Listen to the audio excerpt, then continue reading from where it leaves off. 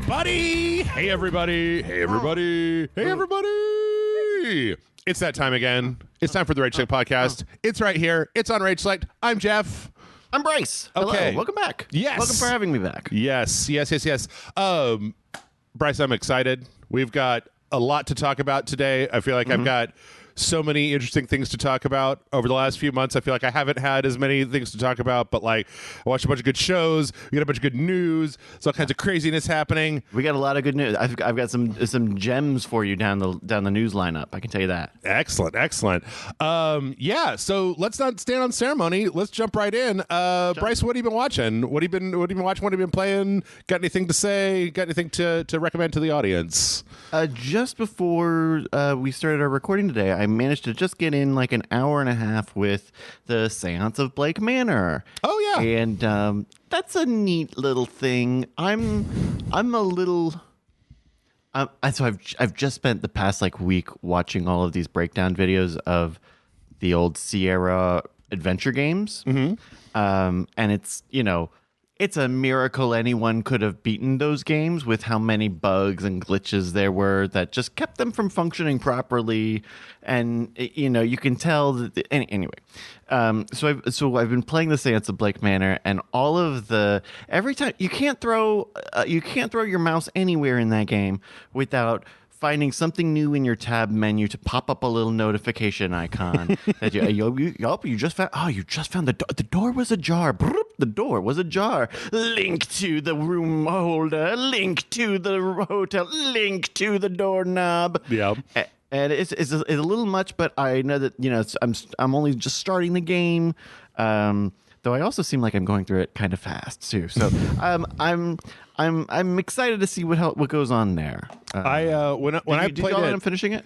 Oh no, we played just one dojo for it, and I've got too much on my plate right now. I'm still trying to get through Outer Worlds 2, but the one thing I did notice is that game, it starts out pretty easy going and you're kind of getting a handle on it. And then like the beginning of the next day when you wake up and they're like, let's introduce you to like 25 characters, seemed very overwhelming. Like, where do you even go from here? I guess that guy comes in and he's like, I want to talk to you specifically, but so far I am like just past that. Yeah. I'm like the first couple of hours past that. And, so far, it has seemed pretty guided in terms of like, this is the thing you need to do. Heads up, this is the thing you need to do.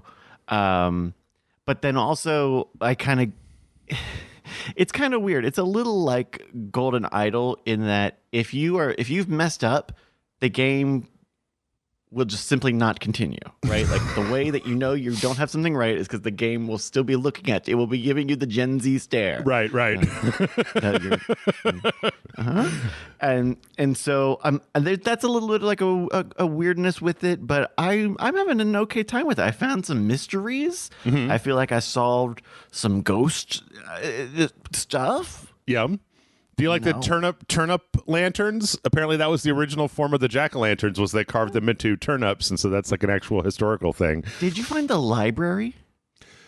No, I don't think so. So, because the game takes place in like 1700s Ireland, and there's a library room that has different stacks, and each stack is like a different subject of reference. And so what happens, when you walk in, they're like, hey, you can use this room to learn more about the world. And so, say you find some topic about architecture or about psychology, you can go to the library and go to the stack, the psychology stack or the architecture stack or the Irish history stack or the world history stack, and look up information either about the world, or presumably whatever niche information you may not have readily available at your fingertips.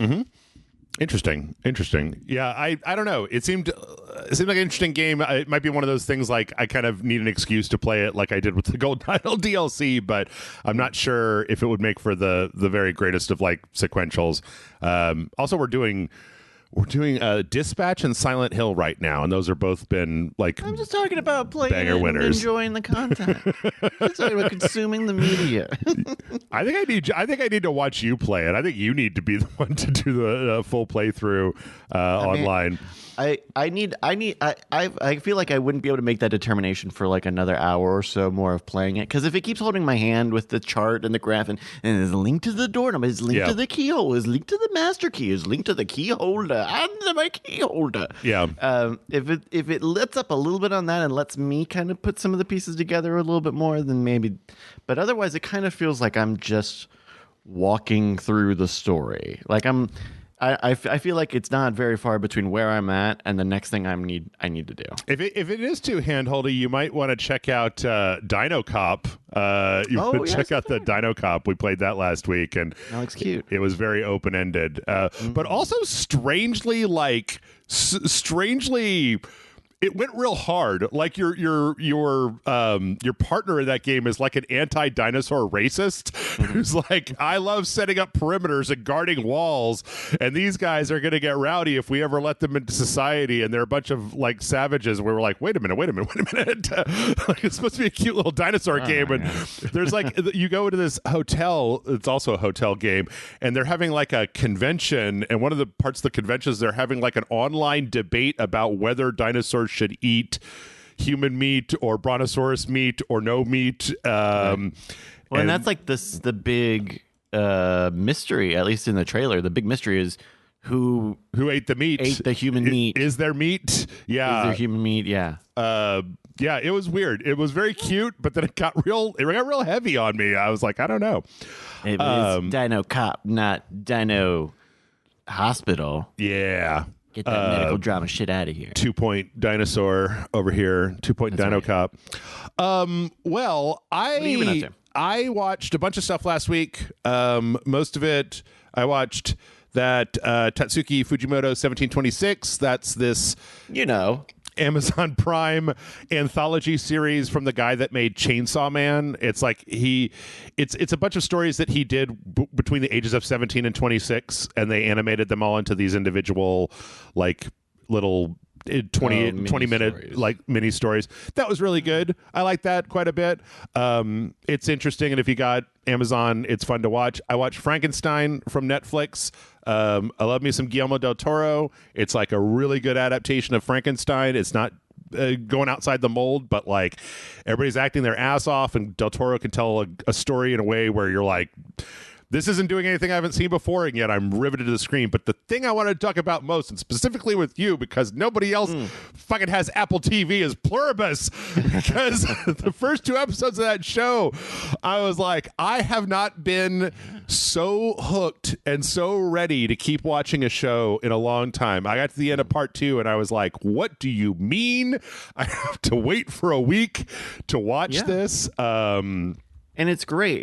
It's not exactly an alien invasion story. It's not exactly a zombie story. It's not exactly a hive mind story, but it definitely seems to be all of those things. And those first 2 episodes are especially good. We've got really interesting stakes of who our main character is and the other people like her in the world. I don't want to talk about it too much. I know. It's a fascinating concept. Like it's a conceptual, sci-fi show. Yeah. In a really cool way. The thing I kept telling people when they were asked, because I didn't want to say much about it, was I just said, before Vince Gilligan wrote Breaking Bad, he wrote X-Files. And this is definitely more around that than it is like, we're not talking about crimes as such. I mean, I guess sort of, but like in a very macro. Crimes against humanity. Yes. Crimes against nature. Yeah, but Rhea Seehorn is great. I loved her in Better Call Saul. I thought that she had a couple, like there were like 2 or 3 moments in Better Call Saul with her that I was like, I've never seen acting this good before. Who is this person? Where has she been? She's great. And she plays a great different type of character in this one. Yes. Where, she's kind of this disillusioned fantasy romance author. And and all of that plays really, really well. Yeah. Like, we get a bit of a profile on her, and she's, going and doing this book tour, and she's got this successful book series, and, to turn away from the fans and kind of ribbing at them for liking this stupid bullshit that I wrote. Oh, what do you like me and my dumb ideas, you stupid idiots? Yep. Yeah. No, I maybe not in that explicit language, but the first the last 10 minutes of the first episode, there was the phone call part. This is so riveting. There's so many things in the first episode. I even got kind of crazy up in my own head about I kind of want to see a behind the scenes of how they did. There's some group shot stuff in there, and I kind of want to know. I know that in Breaking Bad they did a lot of here's how we made this little shot. Here's how we made this little shot. Here's how we did this, and I kind of want to see how some of this stuff got put together. I bet the official companion podcast has a bunch of information about the making of this program. I don't want to listen to a podcast, motherfucker. We're on a podcast. I know. We're on a podcast. I know. No, very, very good show. I'm looking forward to it. It is one of 3 or 4 shows I'm thinking of at the moment that have episodes coming out. Yeah. I think I've watched a lot of movies and I've watched a lot of shows recently, and I've kind of had a lot of well, that was all right. Well, that was okay. Well, I mean, there wasn't anything wrong with that. I watched this one and I was just completely flabbergasted and in love with it, and I was like, oh good, there's still stuff on that I can get really excited about. So I actually even think that I think that it's worth getting Apple TV to watch, especially because there's some other stuff on Apple TV. I don't know. It's only supposed to be on Apple TV. 9 episodes. I think the first season is supposed to be just 9 episodes. See that? So maybe wait until it's done. You got Severance on there. That's good. You got Greyhound is good. People like The Morning Show. Yeah, they got stuff on there. A Murderbot. I watched a little bit of that Murderbot. I like that quite a bit. Yeah, I didn't finish it out, but I watched a little bit of it. I've heard good stuff about Bad Monkey, the Bad Monkey. So. Oh, okay. Yeah. Yeah. There you go. Yep. And all the rest of that stuff is good too. Frankenstein will make you cry at the end unless you're made out of dead humans. And even then, maybe make you cry even more. So I don't know. Okay. Riveting. Yep. Like the bolts in his neck. They're screws. They're not rivets. All right. We got 3 big things, and we're going to start with we got a kind of state of play that came out of nowhere this week. A very Japan-focused state of play from Sony, going over a few things. I don't think we're going to go over a lot of this in exquisite detail because only some of it is mostly paid DLC. And now it's almost exclusively paid DLC. Some indie titles, but everything else I can think of, I mean, I don't want to get ahead of ourselves, but I think most everything, including something I'm interested in. Yeah. But I think it was mostly, that's all I can remember thinking of, was seeing a cute, cozy indie game and then hearing once again, it's time for the video game with 3 titles because it's DLC. Yeah. FromSoft's Elden Ring presents Night Rain, the new downloadable pack. Yeah. Yeah, I don't know. There was quite a bit of DLC in here. I don't know. It seems like it was a pretty decent, I don't know. There was nothing to blow you away, but there were a few things that I thought were kind of cool. Yeah. What did you think was cool? Well, they started with this Dragon Quest VII, reimagined thing. I don't know. I've never been super duper into Dragon Quest, and I really was curious to know.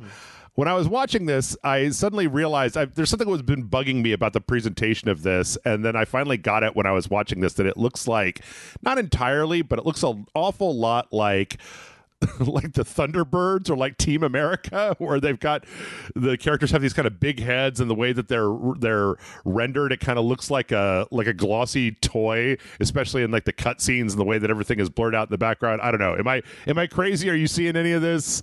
You're absolutely insane in the membrane. Okay, all right, fair enough. It's the chibi art style of Toriyama, with kind of a high definition kind of smooth lighting engine, and then also there's a guy with there's one character with a really defined face. That's where I see it. You're right. The kind of puppet toys, that guy, but then a real masculine sort of brow. Yeah. That makes it kind of look like the puppets from that 20-year-old movie. Yeah. Okay, good. I'm not completely crazy. Yeah, I don't know. I've still been waiting for a day. I haven't really.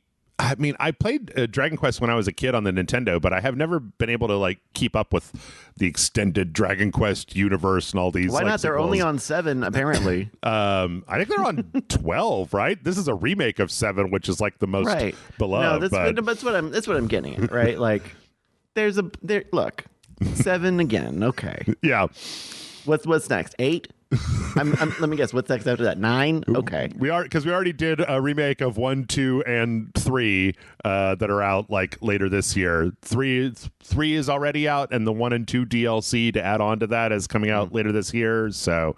And then a surprise drop next summer when 4, 5, and 6 release all at the same time. Stealth drop now, today, after the presentation. Yeah, I don't know. I wish they would get along. I wish they would do this to the Final Fantasies that I like. Like, I've been waiting for. What are you talking about? They did it to all of them. No, they've never really remade Final Fantasy 6 outside of that ugly ass 3DS remake with the little triangle feet where they made them all into fucking pretty little princesses. No. I agree. Trenchant insight. I want full on remakes like this of the stuff that I played when I was a kid, and they haven't really done that yet. So congrats, you're in the best timeline for it. That's all these companies make anymore. Not Square. Square keeps doing everything but that. They're making Final Fantasy 7 into 3 parts, but I can't get 6 to save my fucking life. Yeah. Anyway, February 5th is when that's coming out. There you go. Yeah. A weird thing to start off the show with also. That was the other I forget. The second you pulled the trailer up, I was like, oh yeah, that's the other thing. It seems like there's a lot of fucking remakes also. Yeah. From there we got Inconbini.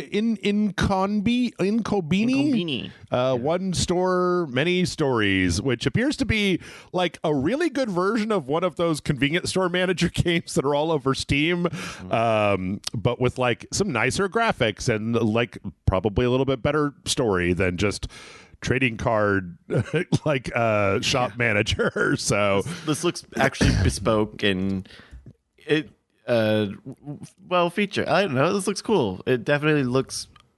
I don't know. I haven't played any of those other simulator games, but this doesn't. You're right. It doesn't look like them. Yeah, it doesn't look like Unreal Engine 5 bought assets kind of all cobbled together into a kind of a semi-crappy format. So these animations look like they were made for this video game. Yeah, definitely. These textures and the fake products look like they were made for this video game. Absolutely. Yeah, I want to check that out. That's April of next year. Coffee Talk Tokyo was announced. This is more Coffee Talk. How many of these fucking Coffee Talk games are there? Just 2 right now. There's the first one, and then there's the second one is in Seattle or whatever. Then there's the bar ones. Then there's the Valhalla.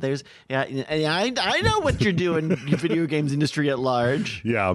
I'm not going to become a bartender.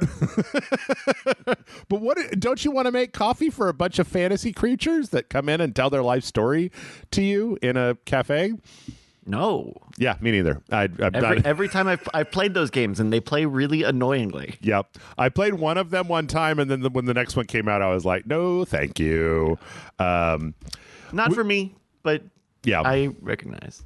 2 Broken Lore games got announced. Had you heard of Broken Lore? I had not heard of this. Yeah, it's like a brand, and I don't know if they've got like many different developers or if they're just churning these things out. There's like 9 or 10 of these things. Like we played one that was about this shut in the hikikomori that like a bunch of eyeballs were coming up all over their bedroom, and there's like a sequel to that one, but these are like completely different. They also had one that was like a serial killer of a guy with a bunny costume that came out earlier this year. There's like 2 or 3 of these a year, and they're all made pretty on the cheap, and they're all I don't think any of them are super long. I think they're all about 3 to 4 hours long. So I still don't know. I don't know. I feel like there should be something more that I know about this, but I don't. But yeah, Broken Lore on Follow is this one's focused on social media.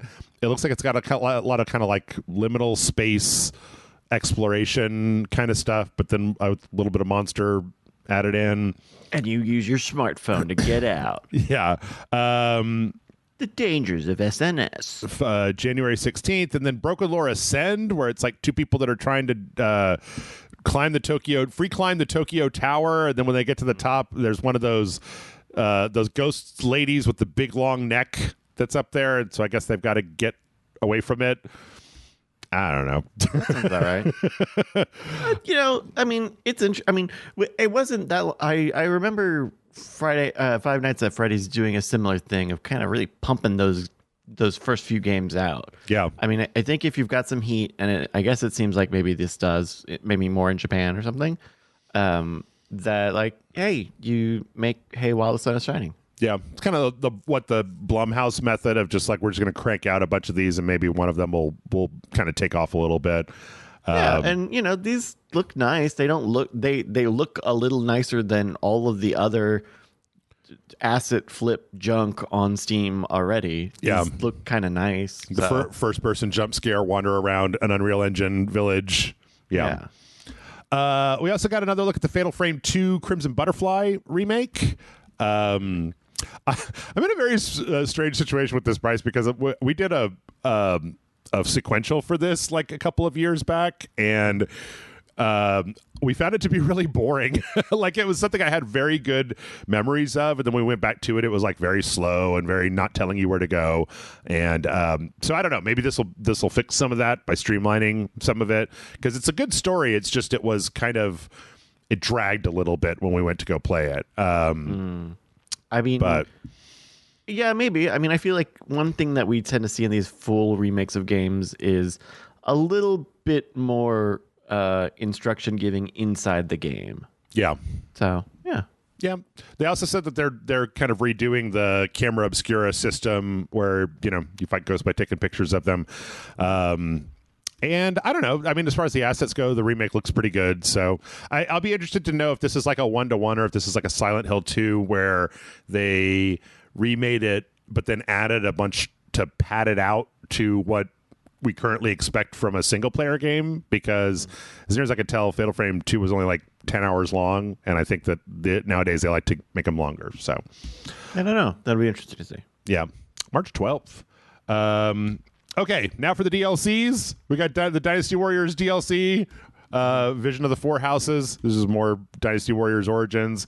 I thought you would be excited about the Gran Turismo 7 Power Pack, or are you excited about the Gran Turismo 7 Power Pack? I was just I was waiting my turn. Yeah. I was waiting my turn. I got stuff to say. The Dynasty Warriors looks fine. Here's the thing about the Gran Turismo 7 Power Pack. You do the explain, and then I'll get on my rant. This is apparently they're putting out DLC in later this year, and this is part of that pack. And should I explain it then? You should explain it, because I was hoping that you would know better than I. Gotcha. So with Gran Turismo 7, they put out updates. Really, they drip feed updates of like, here's a couple of new cars. It's mostly new cars. Yeah. But they've done these major updates that are called like spec upgrades. So there's one in December will be spec 3. Mm-hmm. It's gonna have 2 new tracks, 2 F1 tracks, Abu Dhabi and Circuit Gilles Villeneuve in Canada. It'll have a few new cars, and it'll have some new like telemetry stuff. It's a free update. Everyone's gonna get it. Seems like a fine update. But now they've got this new Power Pack DLC, which will be some priced paid DLC that will include what they keep calling it real racing, realistic hardcore racing. Which is what I thought Gran Turismo 7 was to begin with. I saw someone made an interesting point that Gran Turismo 7 is the ultimate car driving simulator. Oh. Not necessarily the ultimate racing simulator. Okay. It sounds like what these will be. Okay, so Gran Turismo Sport, right? The previous game before this. Yeah. It was online only first. It had a few things you could do offline. A few years into the life of that game, they added a single player, quote unquote, campaign mode. Mm-hmm. And it was real dead simple. 4 difficulty levels. Inside the difficulty levels were some courses. In the different courses, you had different tracks. Get them, you get gold coins or something. And just, it's a list, right? Here's a list of courses to do. Go and do them and check them off. Yeah. And you know what? Not the worst thing they could have done. Like an okay way to put a single player game into an online game. So Gran Turismo 7, they had this new menu book system where they want to like progress you through your understanding of what cars are. Will show you that it's fun to race these cars, even if you're in slow cars, even if you're in fast cars, even if you're on big tracks and small tracks. But that single player that's not really like a campaign. That's just like, here's something you can do for like 15 hours. Mm-hmm. And then directed races, just kind of directed, go here, do this, do this, do this, do this, do this. Fill out this menu, pick a menu, and then fill it out. All with kind of the idea to get you into the sport mode and playing online. And that works. Like the online player stuff is fine. But a lot of I can tell there's a lot of stuff under the hood already in Gran Turismo that it just never gets used. Yeah. Right. So like, it sounds like in this new Power Pack, that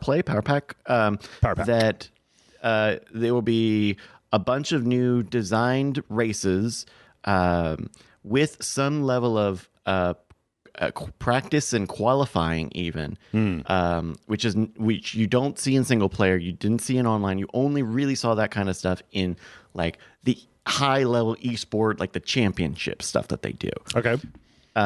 So that's really cool. I think that's a really interesting way of giving people something that is about the size of a single player campaign, and kind of I feel like this is almost trying to meet where Forza Motorsport is a little bit, because Motorsport has some of that really cool stuff where like, oh, here's a race you're going to do. You need to qualify for the race and practice for the race and then do the race, which is like not in Gran Turismo. Gran Turismo, the game is always just, you start at last place, you need to get the first place at the end of it. And that's not what a race is. Right. That's not how you balance a race. That's like, it's what Gran Turismo is, but that's not what real racing is. So I think it's a bit of a spiel here, but I understand this, especially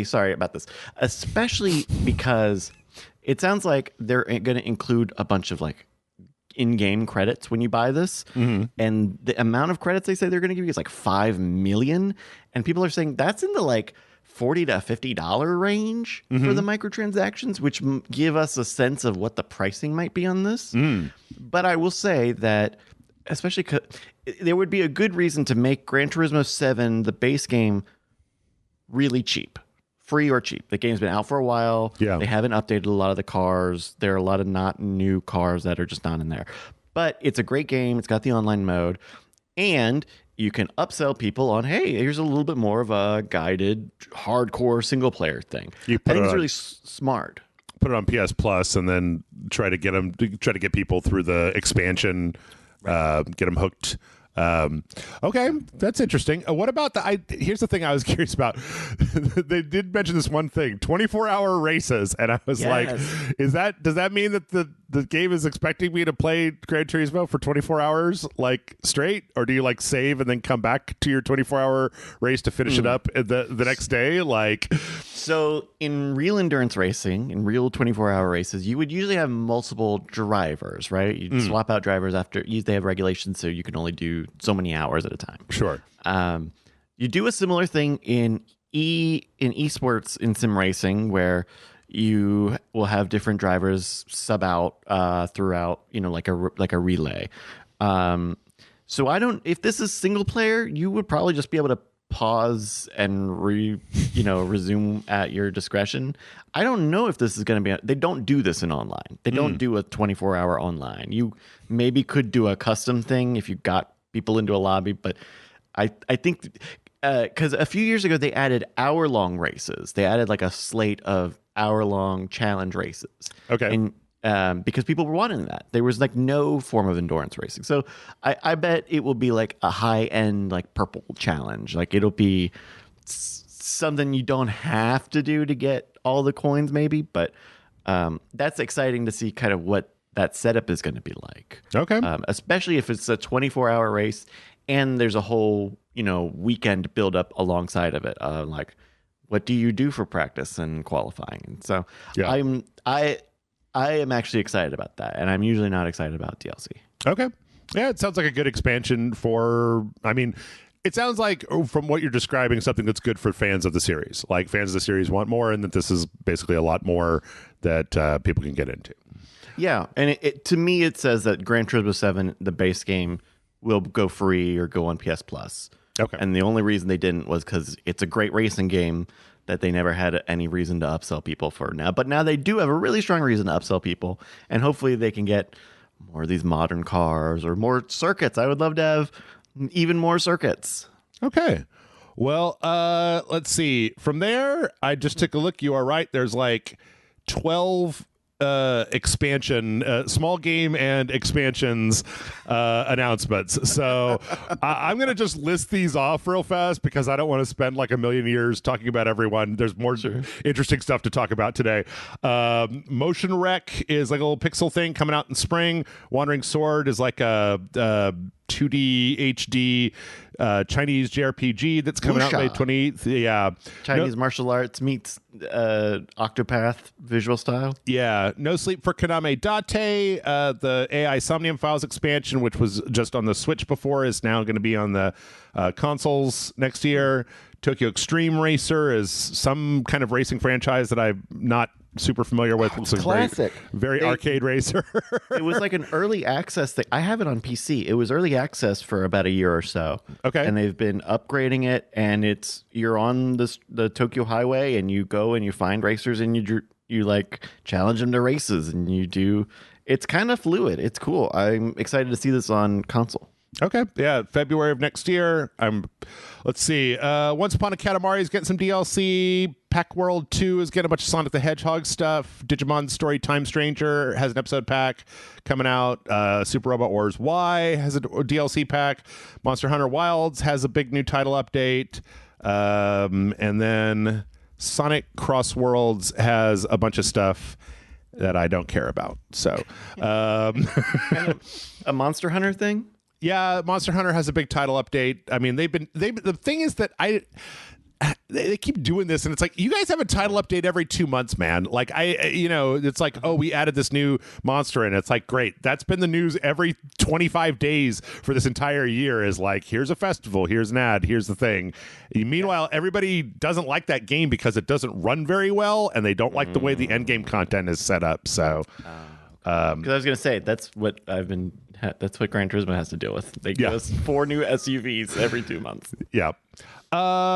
Okay, Nevergrave, The Witch and the Curse is something I've had my eye on for a little while. This is a Pocket Pair Publish game where you play as like a witch, and it's got multiplayer. It's like a side scroller, but what's cool about it is it's got that Super Mario Odyssey thing where you could take your witch hat and put it on monsters and other stuff in order to power up and get. It looks like a run-based game, like a roguelike game, but I really love the art style. I think it looks really cute and nice, and I like I like that Super Mario Odyssey thing, so I want to see it in more games. I want to see putting your hat on stuff in more games.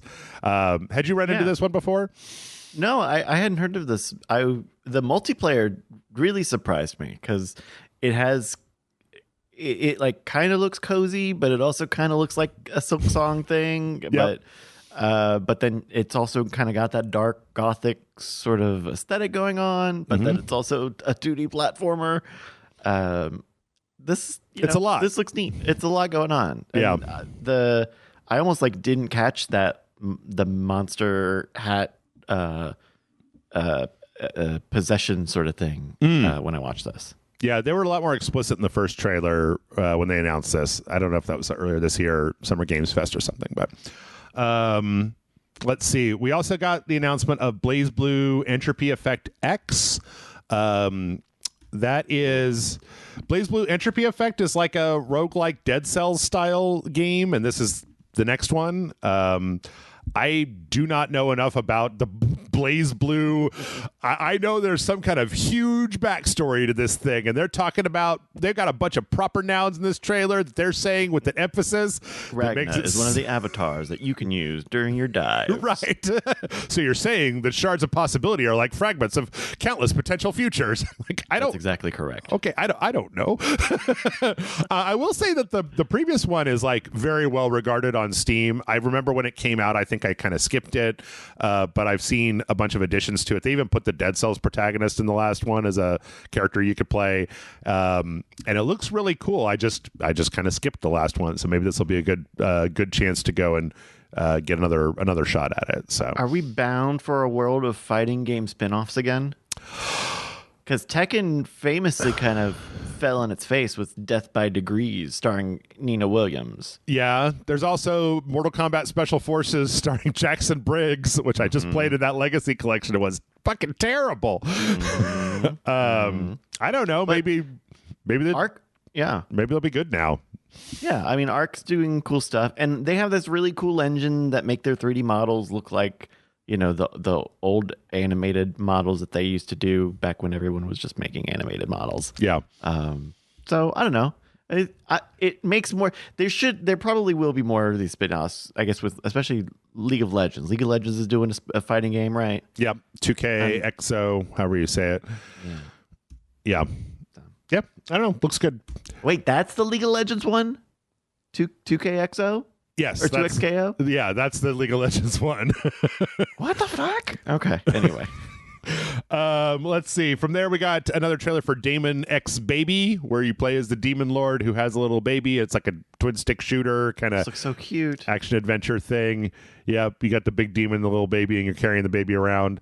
I think it's another it's also one. a twin stick shooter. Yeah, very weird. I didn't expect that part, but because I think we got a full on announcement of this at Games Fest this year, so I'd seen a trailer for this before, but yeah, it looks cool. I want to know where's that little devil story? What was it that PS5 like when they were announcing the thing at the bottom of my PlayStation wish list that I see every week? Yes. Where is that thing? Does it still exist? No, I'm sure little devil inside is gone. Just I'm gone. I'm sure it's dead. Okay.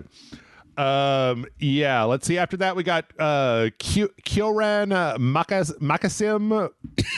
So we got a third-party action. I don't know. We see a lot of these.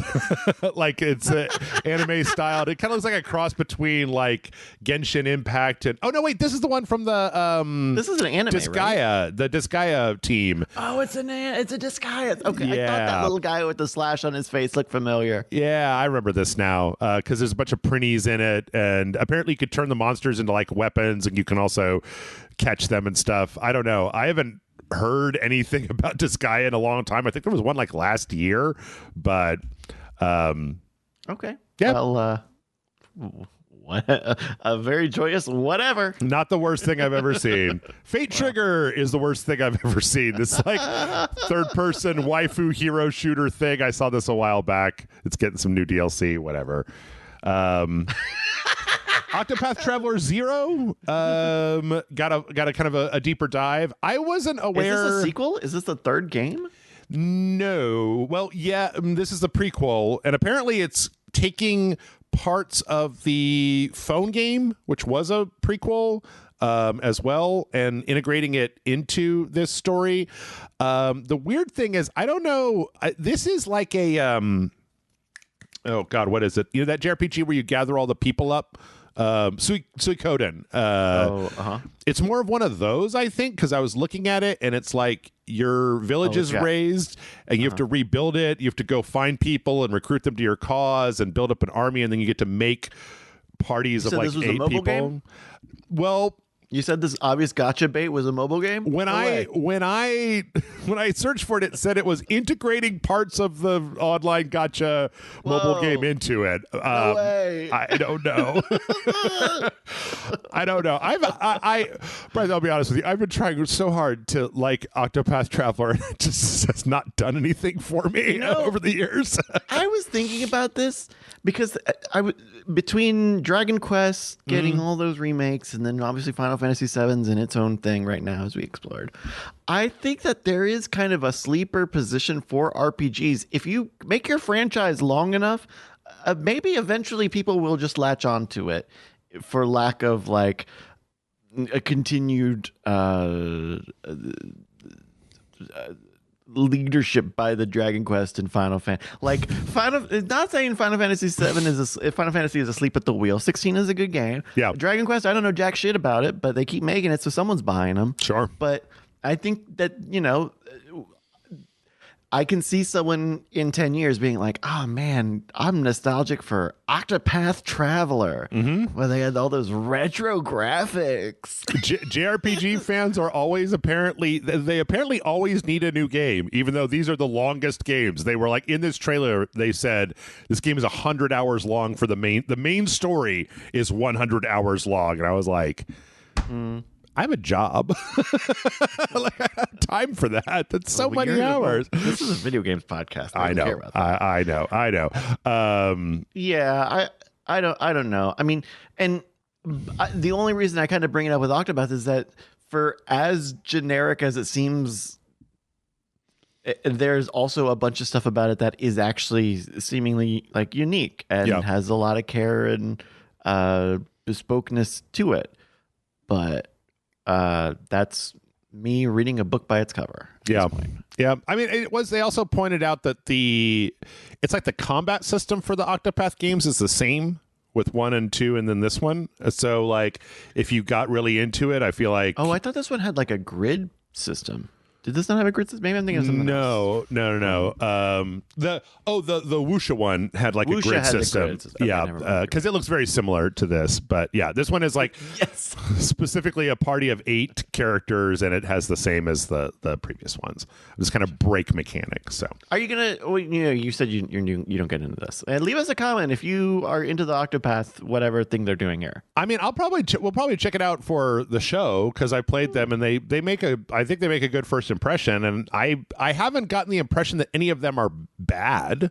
It's just they're not my shtick. So not the kind of RPG that's going to keep you playing. Something about this trailer doesn't look right. I don't know if it's because it's from a mobile. Like, look at this shot here. These guys don't have any shadows. Yeah. No, these motherfuckers are supposed to have shadows in this game. Like, isn't this game where they do the tilt shift thing, but it's like looks really nice because they don't even have shadows in this shot here. I don't know. I don't know if this. I think it's because they're from the mobile game, and they're just repaired it back with or what. But they have shadows in that shot. I don't know. They've got shadows in some shots. I don't know. I get what you're saying though. They do feel there's a little bit of look nice. It doesn't look at the nice. Like, look at the background. You could look at the background. You could actually make out what's in the background instead of just seeing a bunch of bokeh flares. Yeah. I don't know. Okay, and then let's wrap it up. We got Marvel Tokon Fighting Souls announced a new beta, as well as a couple of new stages, the Savage Land and the X Mansion. They're going to be adding a few of the new characters, I think, that were announced into the next beta. I'm excited to try this, even though I'm pretty sure that, like most of these games, I'm going to be really bad at it. Like every Arc System Works fighting game, that I'm not going to be able to internalize all the mechanics that are happening, and I'm just going to kind of suck at it. But I think it's really flashy looking, and I like all the way the character designs are. So I'm interested to give it a shot, but definitely not in we're doing the online beta test where your only option is to play against other people. And I'm like, I'm not good enough to play against other people. Have they said if there's like a story mode or single player mode in any of this, or are they just focusing on like being a fighting game, community game? I mean, I don't know that they've explicitly said. I don't remember. I think that most of the stuff that they focused on have been about specifically mechanics and the kind of overall style and stuff. So I don't know that they've gone into that. I guess it makes sense. It makes sense. That's where a lot of the long term players are going to be, is focusing on online and esports. Right. I mean, it'll almost certainly have like an arcade mode, at least, at the very least. But yeah, I would be curious because there are some fighting games with good single player stories, and they've got some nice character designs and kind of cool stuff going on here. So I'd like to see more of it. Yeah, absolutely. And then finally, as you intimated at the very beginning, Elden Ring Night Rain, The Forsaken Hollows, a new DLC with some new maps and some new characters and some new bosses. They very specifically, they know what they're doing. Artorias is in here from Dark Souls 1. That's the guy that throws the guy off his sword. He's like a big fan favorite boss from the first game. I tried a little bit and was never able to get into Night Rain. It just wasn't my thing. I'm more of a single player guy. I'm glad that it's doing well enough though that they're actually putting out full paid DLC, especially in the same year that the original game came out. Like, True. Usually you have to wait at least a year for DLC for a FromSoft game, if not longer. So Is this paid or just a title update?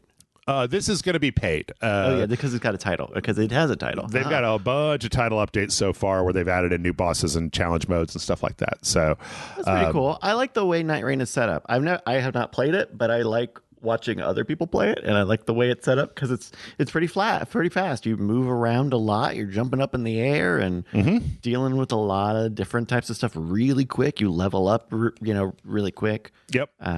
It's neat how they turned that into something very different, but clearly the same thing. Yeah, It's neat. very unique, a very unique experience that you can't really get in a different game. Like it's got all the really strong bones of Elden Ring, but then with this very fast paced kind of breakneck speed to it. So. Yeah. And then last, we did just really briefly, they announced a 27-inch gaming monitor that's going to be specific for, it's like 240 hertz, and it's got HDR, it's QLED monitor, has a little hook on the bottom that'll automatically charge your DualShock 5 controller if you put on it. That's cool. Yeah, this is in addition to the wireless speakers and the PlayStation Portal and all the other stuff. So, if you just want to put like 8 Sony things on your desk to play your PlayStation on, they got you covered. They totally got you covered with this. Sure. So I want to say we saw something really similar with the PS4, specifically like making a monitor, doing like a Sony or a PlayStation branded monitor. It was almost like they were pitching it as like for the college dorm, and it wasn't really anything other than like a nice mid-size monitor that maybe it had speakers with it. But this was before. This was not like the speakers, the wireless speaker thing that they announced. yeah. I appreciate you looking for it because I swear it exists, but it may not have been PS4 branded, but I think it was like a PlayStation branded or something. Like a specific tie-in type of thing. I mean, it wouldn't surprise me. Sony does love to put, they make TVs and shit, so they like to put their name on us, crank out a specifically branded thing that's a little bit pricier or a little bit nicer. So, yep. And I know we're a little bit over time, but I want to get the Sony thing done so we can move on. One last thing that they announced, and this is interesting, is that there's going to be a Japan exclusive PS5 that's going to be much cheaper than the American one. We already saw this happen with Nintendo. It's going to be a PS5 base edition, PS5 Slim digital, no optical drive, and just digital online. That's going to be 55,000 yen or about $350. The current PlayStation Slim, I believe, is like $500. So this is the world. $500 for a digital Slim here in the US. That's what we get for for what's going on right now. So with that, I think we're going to go ahead and take a break. When we come back, we got some Nintendo stuff and a big old Valve announcement. So stick around, and we'll be back in just a second.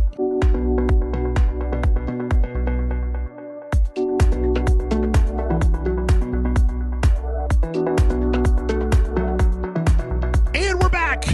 And if you thought that was all the big news there was, boy, are you mistaken, because we got a bunch more big news. We're going to go real quick through this. We got they put out the Super Mario Galaxy movie direct. Started raspberries for Bryce. This is the one that I was going to say based on Galaxy, but that's directly in the name. So that little trailer where they showed off little mini Bowser and Mario and Luigi and a bunch of Galaxy stuff. What were your thoughts? I think I know from your response, but what were your thoughts about the first Super Mario Brothers movie? That first movie was fine. Like It's fine. Like, do I feel like it's a seminal Mario text? No. Yeah. But I feel like it's about as valuable of a Mario property as any of the like spin-off Mario games. I think it's as valuable as like Mario and Luigi's Big Bowser story. Okay. But I don't think it moves the needle for me. I don't think it makes me like Mario more by that movie being okay.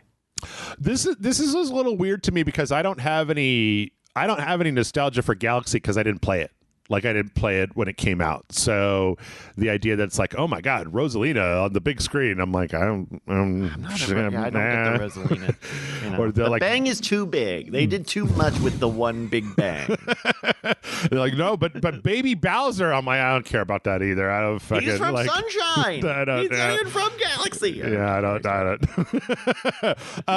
I mean, this looks like it's going to be more of the same, and I'm sure it's going to make a lot of money. The first movie was the only thing that I noticed about the first movie was that it felt like it was rushing. Like, every moment felt like every scene felt like it cut off before it was done when I watched it. But, yeah, I mean, I'm sure this is fine. I'm sure it's going to be a big thing. Like I said, I don't really have a whole lot of specific nostalgia for Galaxy, so I'm not entirely sure what I'm supposed to be looking at or getting out of this trailer. But I did like the thing that I don't remember who from Nintendo said it now, but from the past week or so that said, like, these Mario movies are as much of an expression of the Mario franchise as the stories are. And in fact, they will probably be more enduring simply by the fact that they are major motion pictures. Yeah. And not video games. Yeah. That more people will probably see these than will end up playing Galaxy ever. And they will last longer, right? Yeah. They will last longer and not be stuck in a limited time 3-pack that you can never buy anymore. But people are really mad that you can't buy it anymore. Yeah. So the big thing here is they announced the voice actor, the voices for Rosalina and Baby Bowser, and it's Brie Larson as Rosalina, and what's that guy's name? Josh Safdie. Okay, as Baby Bowser. It's one of the Safdie brothers. Benny Safdie. Benny Safdie, that's it. Yeah. Josh, I think, does music. I'm not familiar with the Safdie brothers, so they did Uncut Gems and Good Time. Okay. They are great at high tension directing and writing, and the brother does some acting that is pretty good. There you go. So yeah, April of next year, we'll be seeing that come out. Yeah. That's pretty much all there was to it. Not like there was anything game related. Jack Black had to come out and insert himself into this whole process. He's dead to me. At least the whole thing was only 7 minutes long. So more interesting than that is Valve came out with a big announcement. 3 big announcements, actually. So a bunch of new hardware coming from Valve. There is a controller. There is a basically kind of home, like a console box. And then there is a new VR headset. Wait, I've heard this before. Yeah, I've heard all of these before. What do you mean new? They already have these things. Yeah, the thing is that I think that this time they're taking all of the things they actually learned from the Steam Deck and making the 3 things that I just mentioned in a way where people will actually want them, or perhaps be able to afford them. The controller, I think, is basically just kind of an Xbox controller, except that it has the touchpads, but they're below the sticks. So instead of replacing the sticks with weird touchpads, they just put the touchpads on the bottom. Or replacing the buttons with touchpads? Yep. They also talked about it's got like much with the Steam Deck, it's got very customizable layout stuff. They talked about I watched a guy do an interview where they talked about playing Balatro with it as like a gyro mouse. Right. And it also has these capacitive buttons where it can tell if you're like holding it, so you can program it so where like if it doesn't detect your fingers, it doesn't turn on the gyro, but if you take them off, it does. So there's a lot of ways here to interact with basically PC games. It also has kind of an interesting, the charger is also the wireless dongle. So there's got a little magnetic charger, but that is also the dongle. So, kind of just putting all those together in one sense, instead of having to screw around with Bluetooth. I feel like I would touch the touchpads with the pad of my hand, with the little meat, my thumb meat on. Does your thumb meat go over the top usually?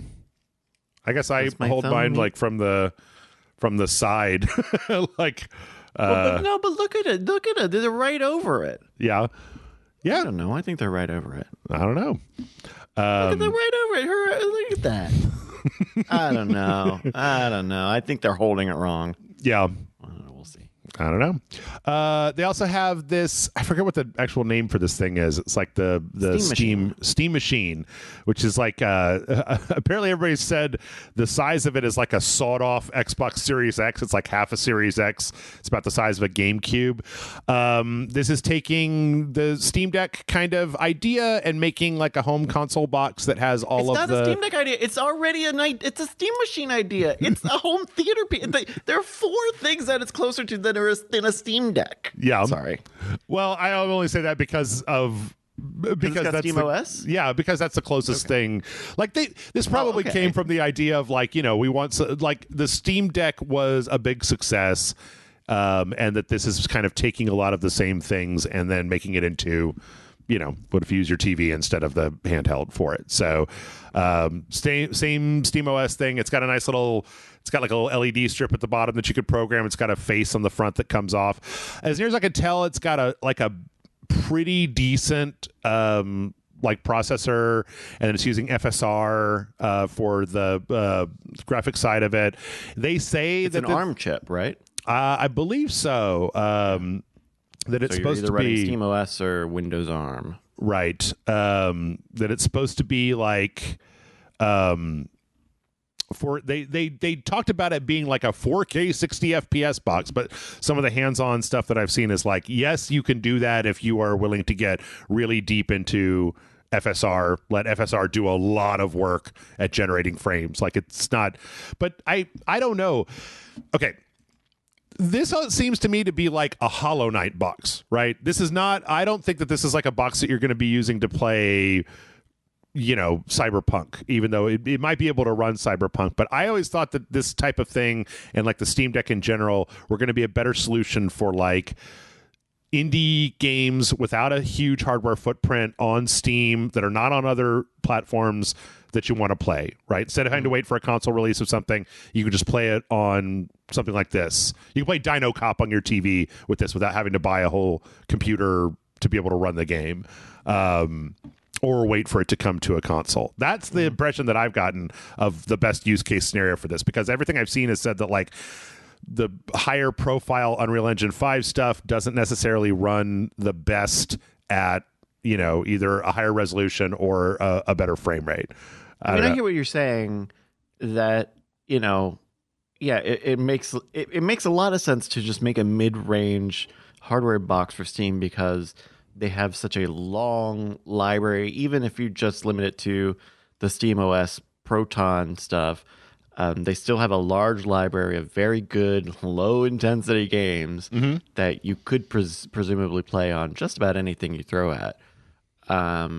My thing with... I don't like this positioning of the Steam machine, mainly because it is pretty unchanged from the last time we talked about it. I think the Steam controller has a pretty significant different design that takes into account the fundamental problems with the previous Steam controller. And the Steam frame has a lot of substantive things about it that we'll get into that make it pretty remarkably different than the previous Steam. What was it? The Index? The Valve. Oh, yeah. Valve Index. Yeah. The Valve Index. That make it pretty different than that. But I think the Steam machine, I'm not hearing anything about it that makes me think this is an improvement or a change on what we already have with either mini-size PCs, home theater PCs, Steam machines of the past, both Valve created and third-party created. It does nothing to me to say, oh, this has the chip in it that the new Steam controller will use. Okay, it's got a Bluetooth in it. Cool. I mean, what is the price on this thing? It seems impossible to talk about this thing without knowing the price. So if this is a $200 box, then everything I said doesn't matter at all. So we don't have a price. We don't have a release date. They said they're trying to keep it like as a, they're trying to keep it, you know, kind of affordable mid-range, but then there's also the possibility that depending on the hardware output that you might be looking at like an $800 thing.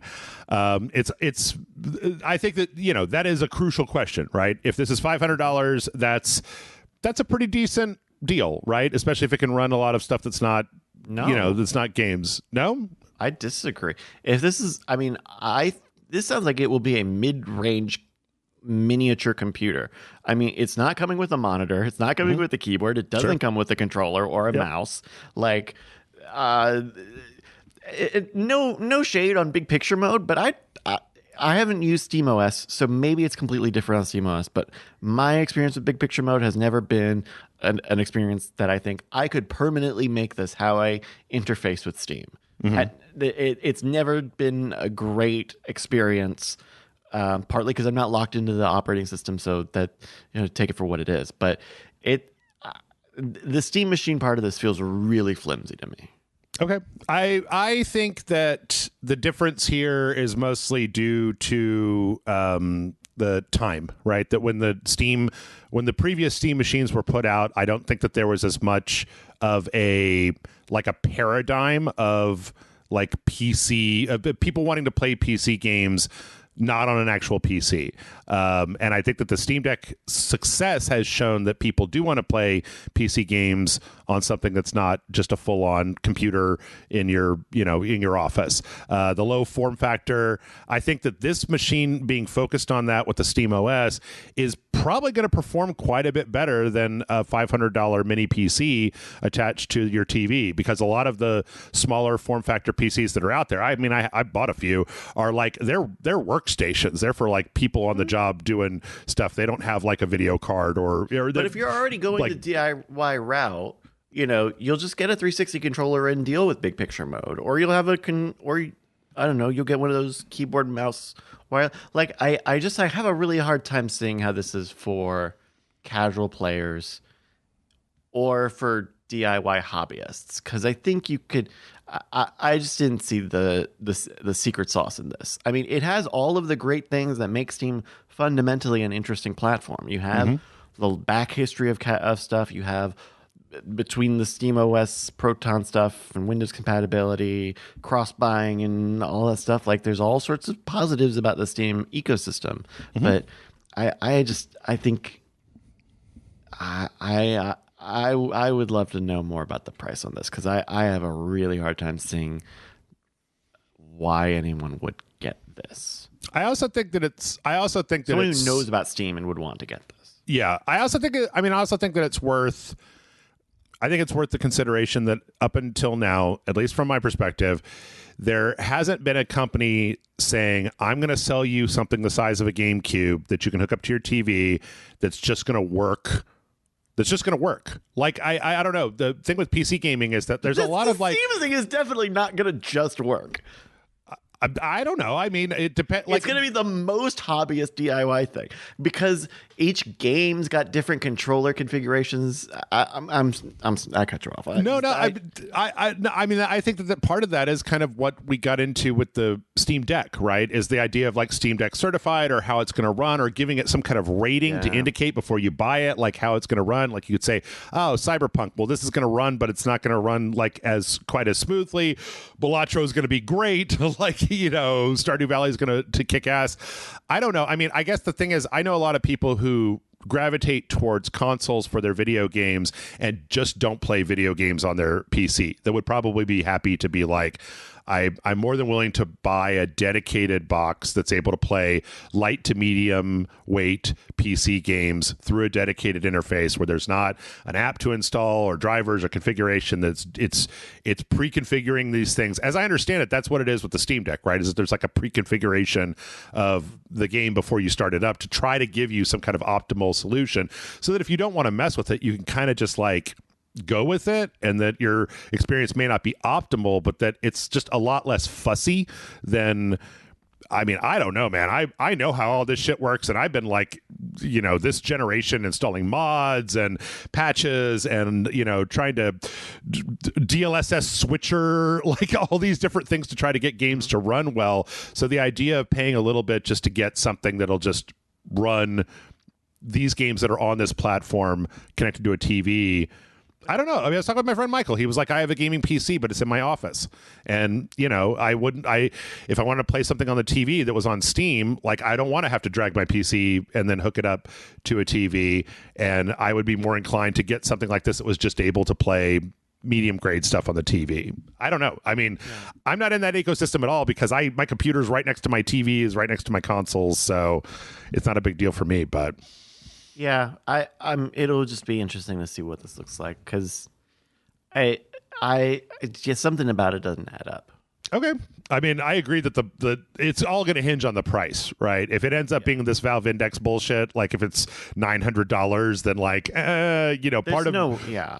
that would be crazy. Part of the reason the Steam Deck I think worked was because it was it was in the mid-range.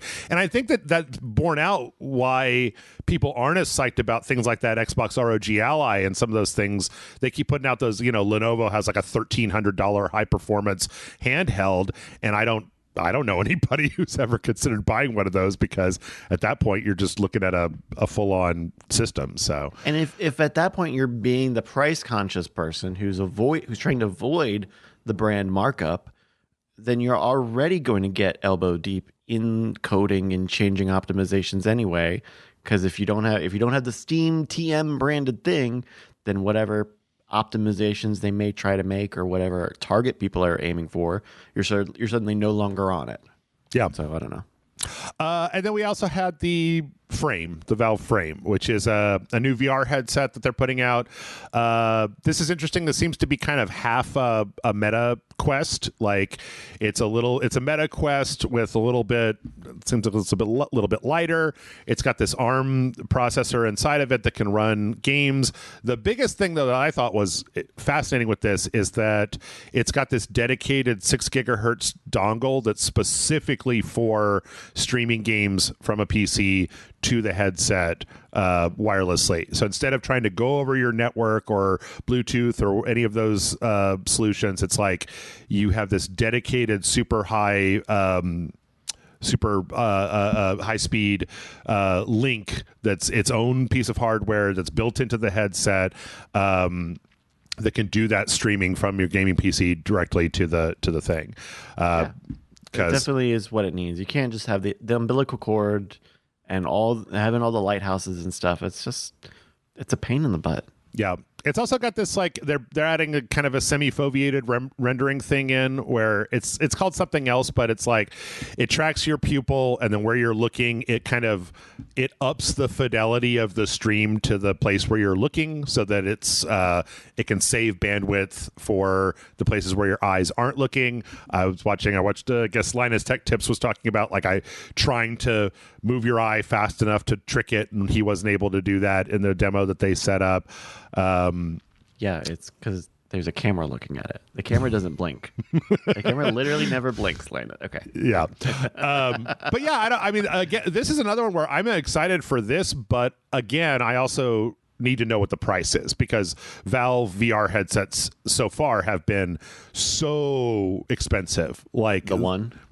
Well, there were two, right? There was the first one, and then there was the HTC Vive. Yeah, that was kind of steamy. Yeah, I mean, but I see why, if that was expensive, why it would be expensive, right? You have the wireless streaming and it has an SoC, so you can download and play stuff locally on the thing. Sure. And it looks like it's, the design of it looks pretty well made. It's also got specific controllers for it. Like, if I wouldn't be surprised if that one is $700, $800, $900, to be honest. I mean, I think a 7 or 8 maybe is worth it. I don't know. Once you start getting up into the $900 range, I think that's, I don't know. They also have a seems like a bad time for VR, TVHQ. There's some kind of technology in there that will let you play, just play games on a giant screen, stuff that isn't set up Not VR. for VR, and it's some kind of like translation technology that's specifically for doing that to make it very seamless. So yeah, I mean, if this stuff is all supposed to be coming out in 2026, if it all works as intended, I think that there's probably I tell you what, the only one that I don't really get is the controller, because most games out there have, I mean, I don't know how many games are out there that don't have some kind of Xbox controller support for them. Like there's only a few that are mouse and keyboard only.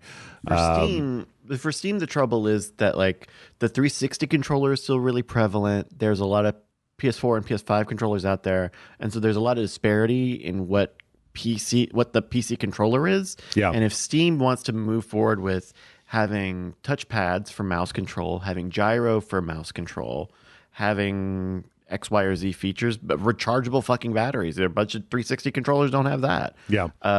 Then for Steam, they need to kind of flood the market with their brand of this, so that when all the 360 controllers finally turn into dust, Steam will already have, hey, look at our controller. It's just like the 360 controller, but it has touchpads and it has a rechargeable battery.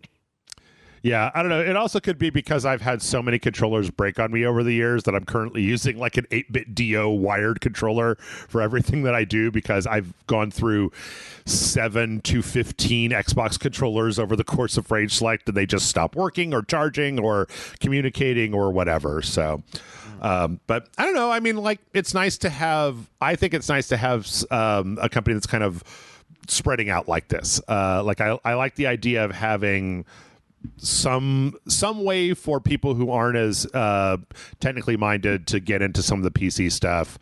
I don't know. It's not going to be a thing. I don't know. I guess I had thought about maybe buying the box, but just to have something dedicated that wasn't hooked to my normal computer. But when do you think Valve will start to pay developers to make SteamOS versions of their games?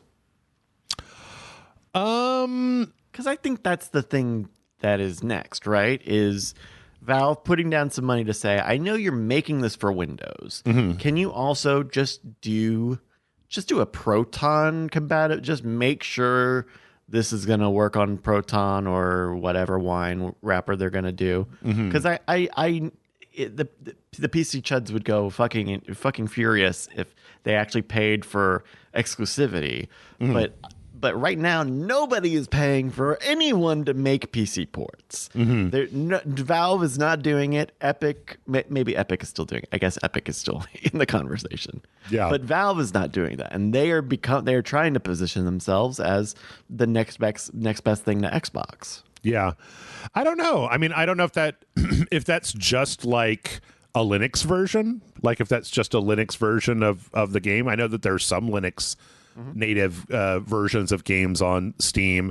I guess the question would be whether, like, this is a thing where I don't really know. Like, if there was a Proton version, does it run better than Proton interpreting the x86 version? Like, is it significantly improved to a point where you would want to try to court developers to make that version of the game? I ask because, look, the Steam Deck runs an ARM chip, right? Yes, I think so. Yes, the new Steam machine is going to have an ARM chip. Yep. The Steam frame has got an ARM chip in it. Mm-hmm. Windows has ARM software, but for all of this, they're going through Proton anyway. And I don't know about you, but I fucking don't like using Windows. I fucking don't like using Windows 11. It took everything in me to go over to Windows 10, and then they said, fuck you. You don't get a refund because you didn't pay for shit. Now, give me your Microsoft email. Yeah. And I don't want to do it. But I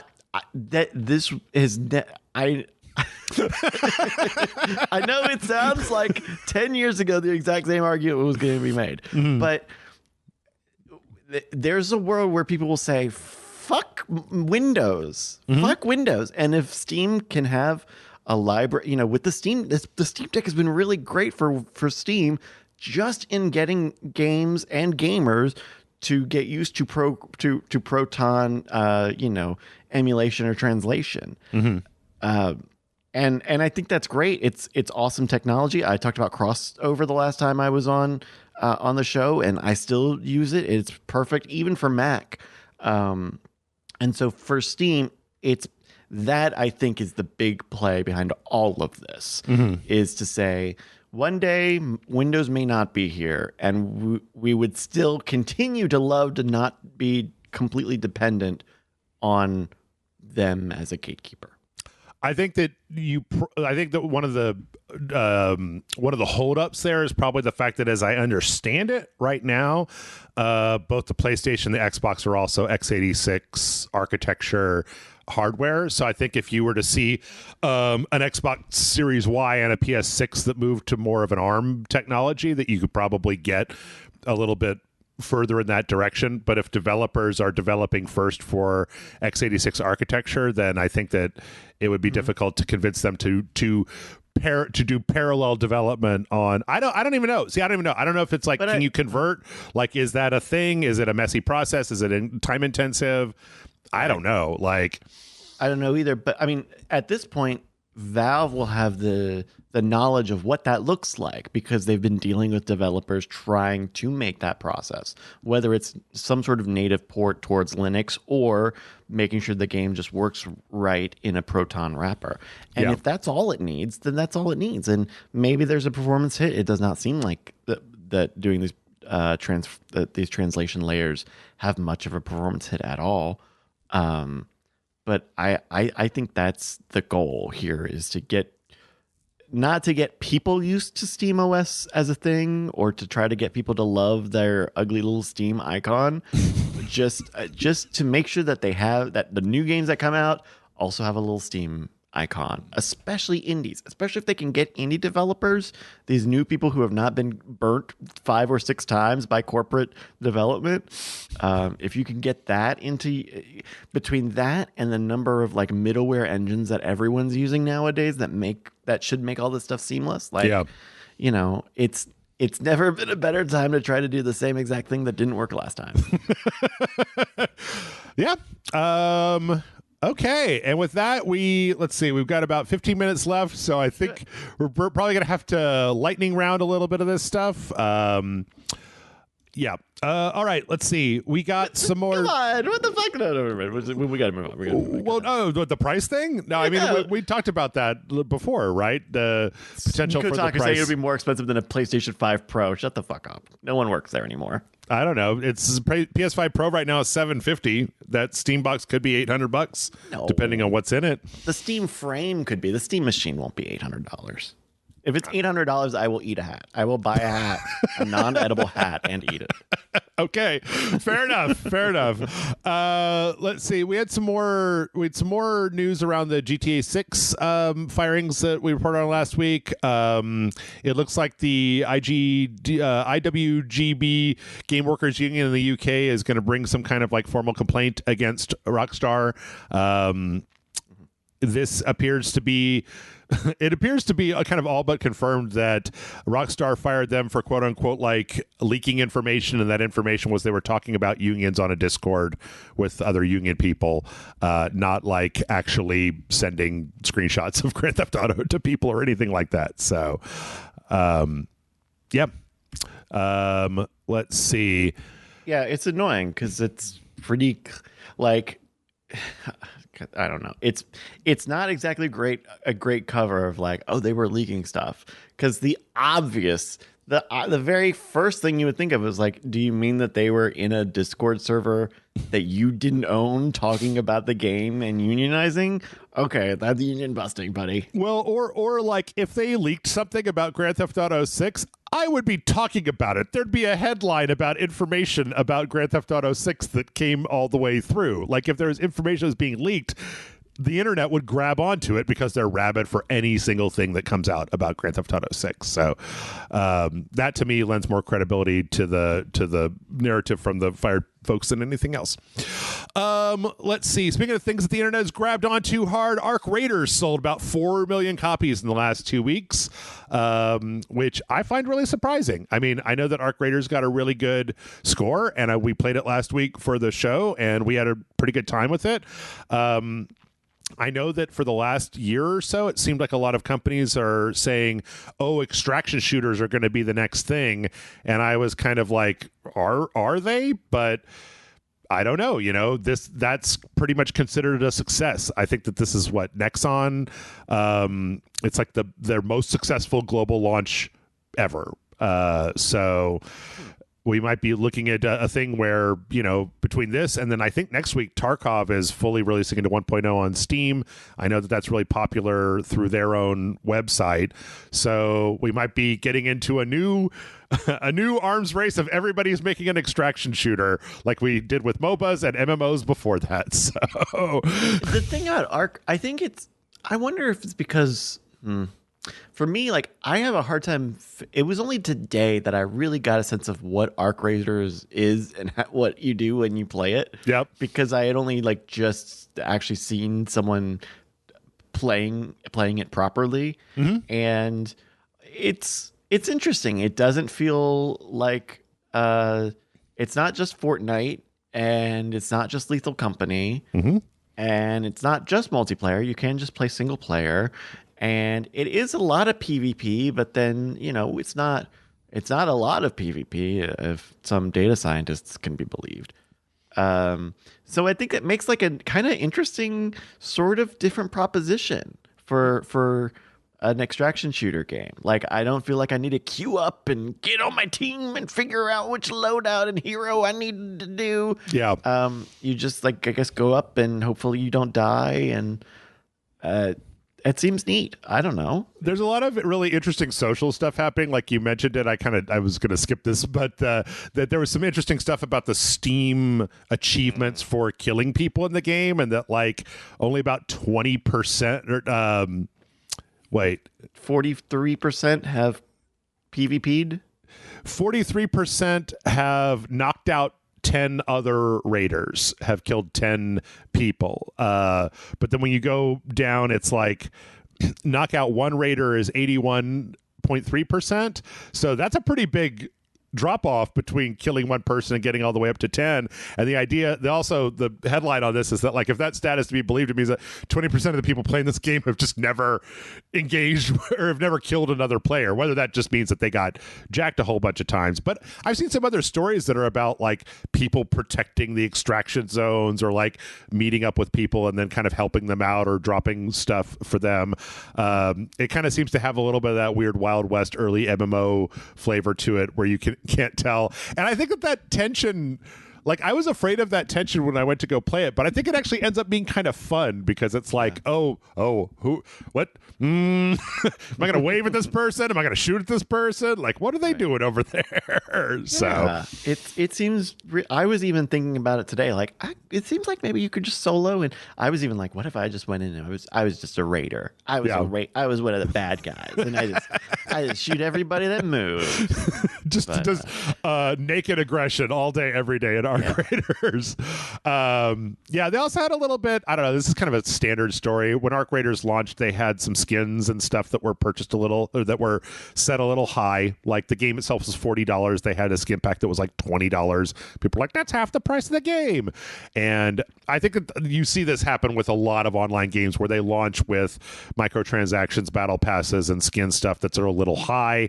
The community bucks, they drop it down a little bit, because I mean, I don't know. To me, from a business perspective, that's the optimal way to do it, right? If you launch it at $20, nobody complains. Great. If they complain, then you could lower it, look like a good guy, and everybody gets along. Got everyone who would have paid, yeah. Right. Yeah, I mean, yeah, it's way of the world. Yep. They're also looking at getting duo matchmaking enabled, which currently it's only solos and squads. So okay, we'll see how that works. Neat. Let's see. People are not super happy about Fallout 4's big 10th anniversary complete edition launch. I'm Googling how old is Fallout 4. 10 years old. I was looking right at it too. Okay. Yeah, it's they literally put out one of these checkbox grids showing like if you buy there's certain expansions, because there was the base game and then there were the 6 expansions, and then the new thing is a pack that has 150 Creation Club items added in, but then at launch that wasn't loading correctly. If you had the DLCs installed, sometimes the full edition was like you have to install the DLC, and people are like, it's already installed. I mean, like, the thing is, they have a SKU for you. They have a SKU for you. I could keep saying this, but like, did you expect Bethesda to launch something and for it not to be all jacked up on day one? I don't think I've seen a Bethesda product launch over the last 5 years that wasn't all jacked up on day one. Like, the problem with this is I didn't know this was coming out. Did you not watch the Fallout Day stream where they announced the Fallout 4 you for asking me that anniversary edition? Are you stupid? Come on. No, I didn't. I had no idea. I mean, I guess I had heard maybe through the RageSelect podcast at some point that they were going to do this, but like, yeah, no one was chomping at the bit for you to come and break this, because it sounds like this isn't like this isn't like Skyrim Special. This is like over the existing Fallout 4, right? Sort of. It is kind of like Skyrim Special Edition, where it's like a bunch of stuff bracketed onto the existing thing. So there's like an upgrade path, and then there's like for $20 you could buy just the Creation Club stuff, or you could buy the whole SKU, or you can buy just the DLC upgrade. I don't know. It's just a whole fucking thing. Like, I mean, that is, look, they have to make a chart because they sold all these SKUs. Haha, you all bought it. Like, the joke is on you, listener. Sorry about that one. We also got Todd Howard said that they're still working on that Fallout 3 remaster. I wish they would fucking put it out. They should have put it out when Jeff, did you not just hear 5 minutes ago that they rushed these fucking things out and they're not good? Well, then put it out already. Put it out already. Don't make me wait for years. Put it out when the Fallout TV show came out, and I reinstalled my 20-year-old copy of Fallout 3 and started playing it. Then I went, oh, I shouldn't play this because there's that Fallout 3 remaster and it's going to come out any day now. And now we're staring down the barrel of season 2. Yes. Now we're staring down the barrel of season 2 of Fallout on Amazon, and this thing is still just in the wind, and who knows? I mean, you are lucky you're getting any video games from a company owned by Microsoft, to be honest with you. You should be happy you're getting any video games. You are lucky that anyone is answering Todd's texts right now. Let's see. That Captain America and Black Panther game that's been in the wind for a long time has been delayed indefinitely. It was supposed to come out later this year, got pushed to next year, and now it's pushed to ? The 1943 Rise of Hydra Captain America Black Panther game, written by Amy Hennig of Uncharted fame. Were you unaware of this particular thing? I mean, don't go looking it up. Don't bother. Look, it's fine. I get it. I understand what's going on here. Yeah. Whatever. Like, the bummer thing, because we've got another story about this somewhere down this line. Like, I don't want to hear about games that aren't coming out, and I don't want to hear about games that are being canceled, and I don't want to hear about how great your thing was gonna be. I was gonna make the bet. They hadn't made a good video game except for the one I was gonna make. Sure. I mean, I think that this goes into there was a Black Panther game that WB was making that got canceled. There's an Iron Man game that I don't think we've heard anything about from Visceral for a long time, and then this was the third one. So there was kind of like 3 Marvel tie-in games, and it looks like, I don't know, this could still be under development. There was a pretty big Unreal Engine 5 showcase where they showed off a fair amount of it. I mean, who knows? That could be just a vertical slice, or they could have been way deep into it. Hard to say. If they were in an early 2026 window that they said that they were in, I don't know if they how much footage that they put out of this, but like, if they're saying we were going to be early 2026 and it's already late 2025 and you didn't have a release date to begin with, like, I almost didn't even, this was already not going to be early 2026 to begin with. So fair enough. Pokemon Pokopia does have a release date of March 5th, 2026. Also, people are a little upset about the fact that it's one of those game key cards. Well, part of this article, I read that apparently it's like when you're making a game and you want to get one of these game key cards, you have to buy it from Nintendo if you're a third-party developer, and they sell one size, 64 gigs. And so if your game is less than 64 gigs, like it would be more advantageous for you to... Like if you've got an 8 gig game to put out and all you can buy is a 64 gig card, it would be better for you to go with the game key option because it's going to be significantly less. That overhead will be less than buying the full on card. Does that make sense? Okay.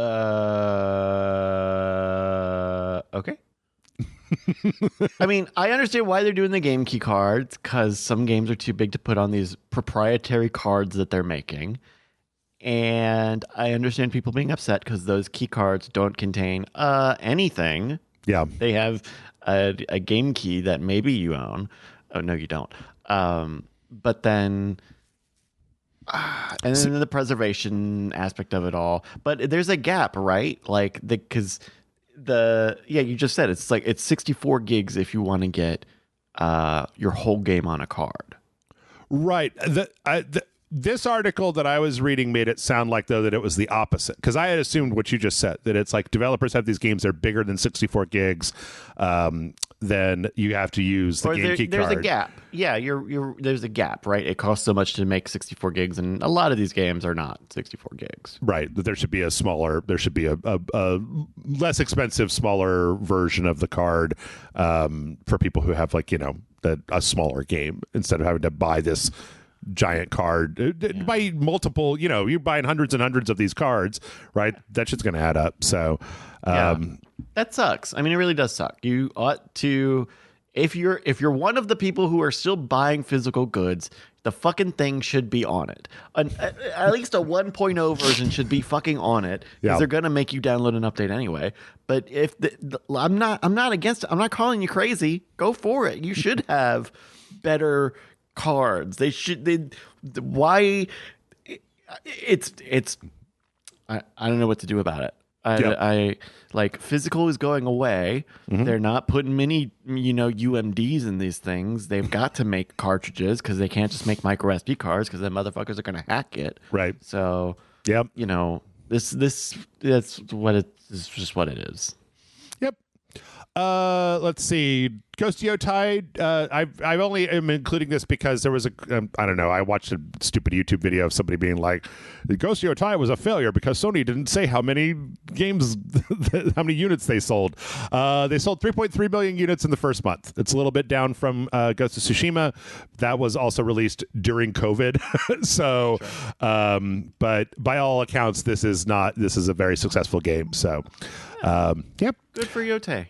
Also, it looks like Dispatch has done well enough that it's going to be getting probably a season 2 at some point. There's a lot of kind of questions about is the season done? Is the season of Dispatch done? I think so. I think if it's not this week, it might be next week. But it's very close to being done. So I said make hay while the sun was shining earlier. So okay, but like. Yeah, all right. But look, it seems cool. People like it. It's a lot of people. It seems like people are really attached to the decisions that you have to make and the characters that are in it. So cool. Yep, I think the characters and acting are a step above some of the older Telltale games, and I think that the graphics, the visuals, look a lot better than some of those older games where they were kind of cranking out one a month, and I thought they were. I could see the seams at least in like what you're doing to get this stuff out in a month. So, but this is like pre-rendered, right? Yeah. I think. Pretty sure. Like you get that just gives you an upper. Like there's nothing wrong with this just being fully pre-rendered at all, especially because it's animated. But just like. It's not like my PS5's working overtime. It's decoding an H.265 file. Like, sure. It looks nice. when is Netflix going to do? This is what Netflix wanted. Just for everyone to be clear, this is what Netflix wanted with all of the games thing that they did. This is what they wanted. But anyway. And you know what? I think with that, we're going to go ahead and wrap it up. I'm gonna throw our last story into the next segment because it's also got a video attached to it. So yeah, we're going to go ahead and take a break. But when we come back, we've got trailers, so stick around.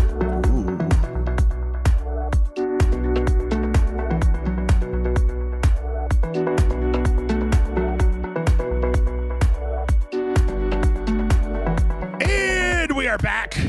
It's part 3, and that means it's time to check out some trailers. I don't know. One of the trailers that I looked at, the story from last time, is this canceled game that Bryce was just talking about. NetEase had like a sub studio that was working on this game. It's called Bad Brain Game Studios, and they put out their game kind of got canceled, and they put out kind of their little sizzle reel of it, and it was kind of like old like Stranger Things, Ghost Hunter, kind of riding your bikes around the late 80s world, and then kind of going into this third-person action-adventure spooky zone. I don't know. I thought it looked really cool. I guess I guess what you were saying before is true, where it's like, you know, who knows whether it was actually cool or whether it's just you got to see the best 15 minutes of the entire game in this little. This is like an Uncharted sequence here. Yeah, you know, we're going but instead of a car, it's a kid on a dirt bike. Yeah. I don't know. I did like the fact that I like the fact that it's like the kids are monster hunters, but it's not like in this the tone of it in this was like, well, no, we know that we're going to go hunt monsters. This isn't something that was thrust upon us, Stranger Things or Goonies style. This is like, now we're going to ride our bikes out. We got super soakers full of gasoline to burn down monsters with, and we're just going to go right on up into the monster realm and start kicking some ass. So I like that part of it quite a bit. I'd like to imagine this game has like hardcore roguelike elements, and the children, when they die, they come back and they're like losing some of their humanity, and they have to go and they have to do a run back to get all their souls. They're going hollow. They're hollowing this game. That's right. All of this inexplicable. It's still in a castle. Anyway, but this looks fine. This kind of if this is like, well, I don't know what this video is meant to be. It's an interesting look. It's not exactly like a first look slice trailer thing.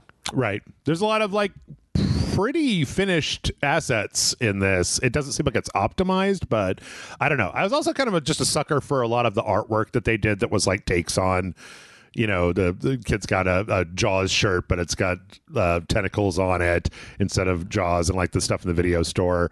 I don't know. Yeah, I liked it. I think it's interesting. It would be nice if, I don't know, some of these things I sometimes wonder whether they might get picked back up by another publisher at some point and funded, but yeah, I don't know. Who knows? We'll see.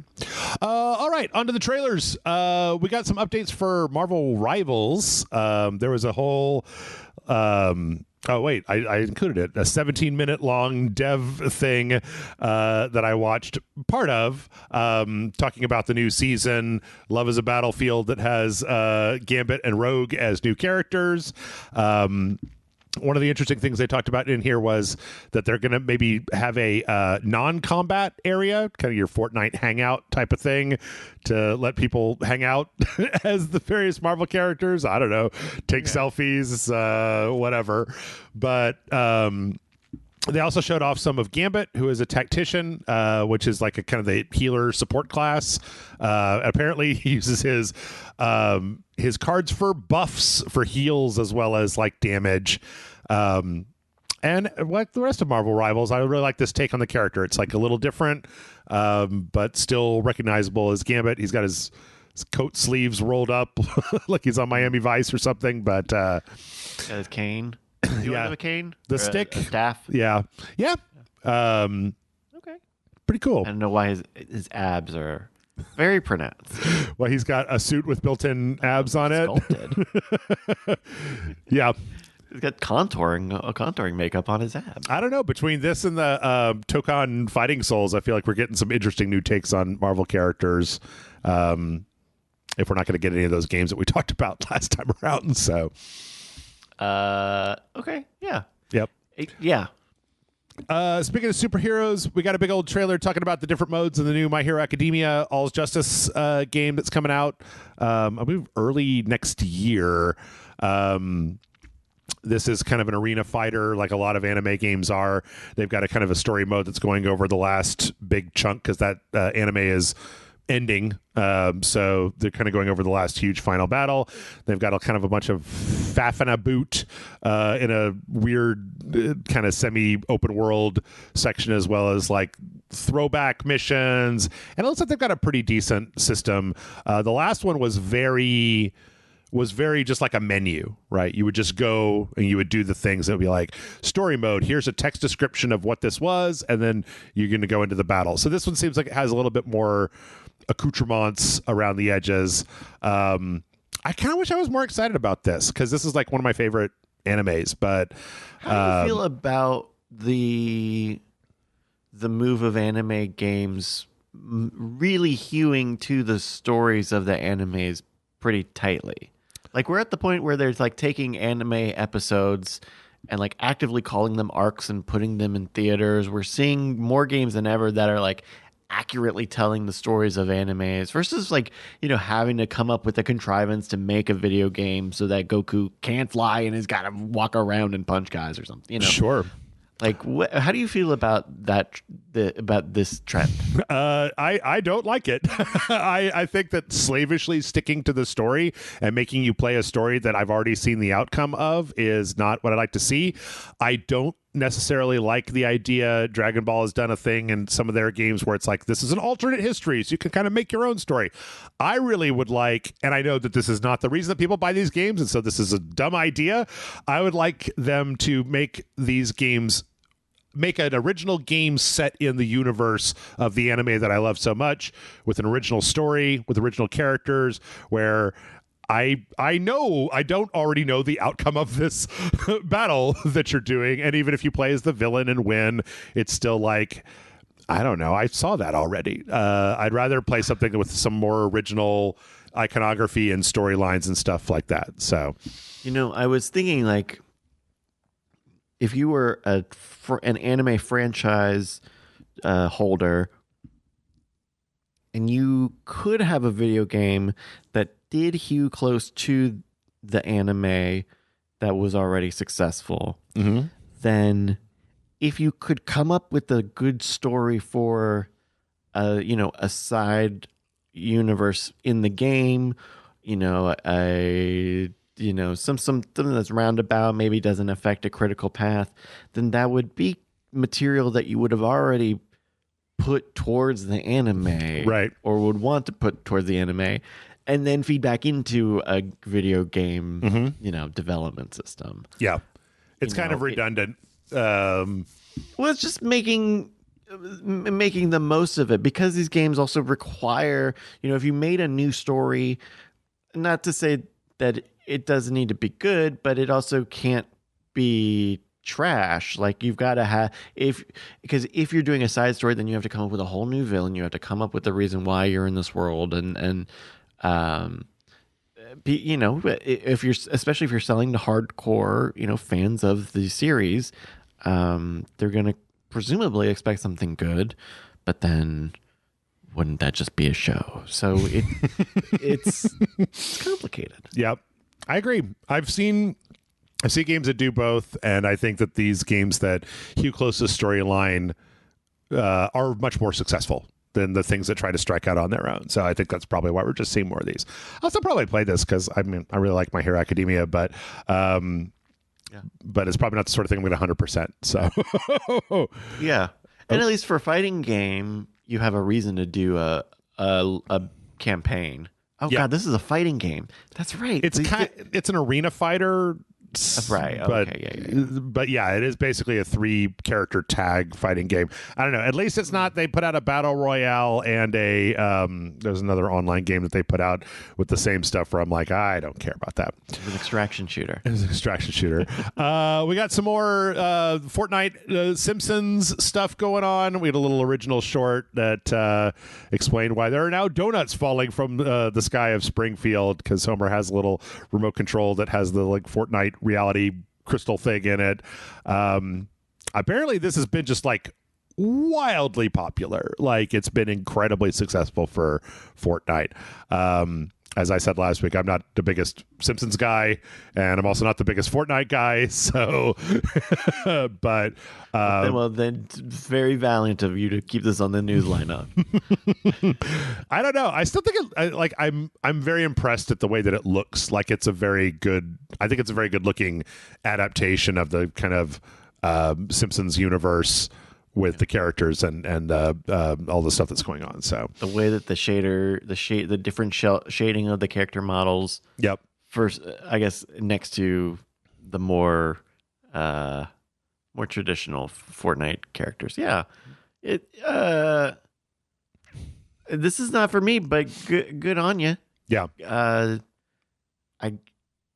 I don't know. Is this part of the story? If this is part of the story, leave us in the comments if you know if this is like part of the canonical Fortnite story, or if this is just a marketing exercise. Please. Boy, I think it is, but I can't keep track of the story. I say this every time, but I'm also just really impressed at the way that Fortnite keeps cranking out content like every couple of months instead of having to wait. Instead of 2 updates a year, there's like 8 updates a year that are significant. So, let's see. We got this is interesting. The Call of Duty Black Ops 7 is about to come out, and so we got a trailer that was about the story, like the story so far in Black Ops 7. Believe it or not, this was actually more informative to me than anything I've seen so far about Black Ops 7, because there have been so many fucking Black Ops games that I had no idea what story this tied into. And this little feature talked about that this tied into Black Ops 2. And Black Ops 2 was one of my favorites because it literally had like branching story paths. Like, Jason and I did I think it was like a review for it. We were talking about it. We talked about how like we went down drastically different story paths and had drastically different missions because the game actually split in its single player campaign into stuff that was different. And I was like, that I didn't even know when I was playing it that was possible. And it was such a breath of fresh air compared to the just kind of roller coaster railroad that you're on in most Black Ops games. So hearing that this is somewhat tied into Black Ops 2 actually makes me more excited for this than I have been for the last 6 to 8 months since its original announcement. Even though it's still kind of I mean, I'm interested. I'm not super excited. Nice. Okay, perfect. Yeah, this is not. I'm not in this camp. So. Good on you. Yeah, I got nothing for this. Fair enough. Let's see. After that, we got this is very strange gameplay trailer for Where Winds Meet. I've been seeing this kind of come up from time to time in a few different places, like trailers for this. This is a Chinese like open world, like there's combat and there's doing stuff. There's like mini games, but the other thing is that I was looking at this up on Steam and it's like free to play. I don't think it's multiplayer. I don't know. Like, it doesn't seem like it's listed as none of the trailers that I've seen have like gone into have any indication. In this game? Yes. There's like kind of Yakuza / Dynasty Warrior style stuff. This trailer is like really mini game focused, but towards the end you can see that there's like some kind of combat sequences, with kind of third person action. I don't know. I'm having a hard time with like what this is. This kind of looks like the Infinity Nikki almost. It's like, here's a fucking open world. Just go fuck around. Here's a bunch of stuff to do, I guess. Stuff, yeah. Feel free to do it or not. Figure it out. If you want to give us money, here's a way to do making it. the story more obfuscated. Yeah. I'm curious. Actually, you know what? I don't feel like I should have known this ahead of time, because it's listed as free on Steam.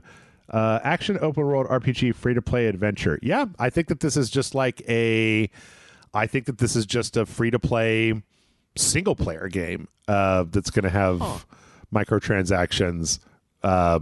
Ew. Yeah. Or I don't know. Maybe it's not. I don't know. Look where microtransactions button. There's nothing there. There's nothing like. I mean, it's not out yet. It comes out like the day after we record this, so I'm sure I would have more information then. But well, thankfully the trailer looked pretty bleak. Yeah, I don't know. I don't know. I'm interested. Sometimes I'm interested in this stuff because it all looks like it could have potential, but then it also looks like it could be really boring and dull. So I don't know. So I'll have to find out when it comes out. So let's see. We got the launch trailer for Ambrosia Sky. I'm very, very, very, very, very, very, very excited for Ambrosia Sky. I really can't wait to play Ambrosia Sky. This is a like sci-fi kind of investigation game where you are investigating this like spaceship or space station or colony or something where a bunch of stuff went wrong. But then the way that you're doing so is via power wash simulator. So you're like, there's like this infection of like fungus and mold and stuff, and you have to use various different methods to kind of remove it in kind of a power wash simulator style, but then doing so in the greater service of this mysterious narrative about what happened here. You know, you're coming across like bodies and logs and things like that. The only downside is that this is only the first chapter. This is chapter 1. Act 1. Oh, boy. Yeah. Have you run into this one before, Bryce? No, I hadn't heard about this. Being episodic, I would probably just wait until the whole thing's out, to be honest with you. Mm-hmm. But I don't hate the idea. Like, I think it's a cool way to try to take a gameplay style that is cool and put it in a new setting. Yeah. I dig this. Yeah. I think it's really original and I want to check it out. So is it Act 1 like, and Act 2 will be next year? Do we know? Or because it says narrative driven, but then, so if you call it Act 1, presumably like you would think Act 1 of 3. Yeah. But I'm not entirely sure. Is Act 2 going to be an update? We don't have Act 2's release yet. Yeah, I don't know that we know just yet. So okay. It's supposed to be, it's planning to be 3 acts. And yeah, I get the feeling it's like what I've seen games like this before that's where Act 1 is basically just code for kind of early access. Like we finished 1/3 of the game and we're just going to put it out, and then we're going to put out updates in a year for the second act, and then 6 months after that we're going to put out the third act type of thing. So all right, I'd probably say that's what's going to happen. Well, I will see you later.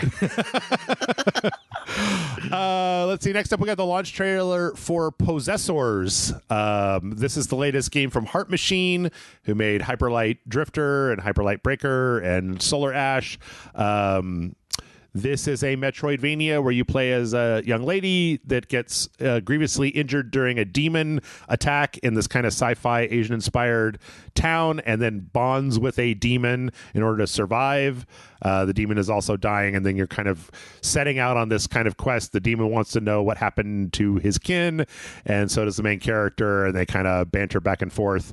But it's kind of a Metroidvania. It's in this land where you're using like very common household items as weapons, but they're infused with like the demon technology. We played this for the dojo, where you get a computer mouse and it acts like a kind of a flail that you can shoot out. There's like a Nokia style cell phone that when you use it, it makes that chirp, but then it like creates a big area of effect stun around you. And then all of the enemies are various things in the world that have been possessed by demons. Yeah, I really like the art style for this. Like, it's very striking. Have you run into this one before, Bryce? No, I hadn't. But this looks cool. And yeah, you're right on about the art style where it is a 2D platformer, but it looks a little more like drawn. Mm-hmm.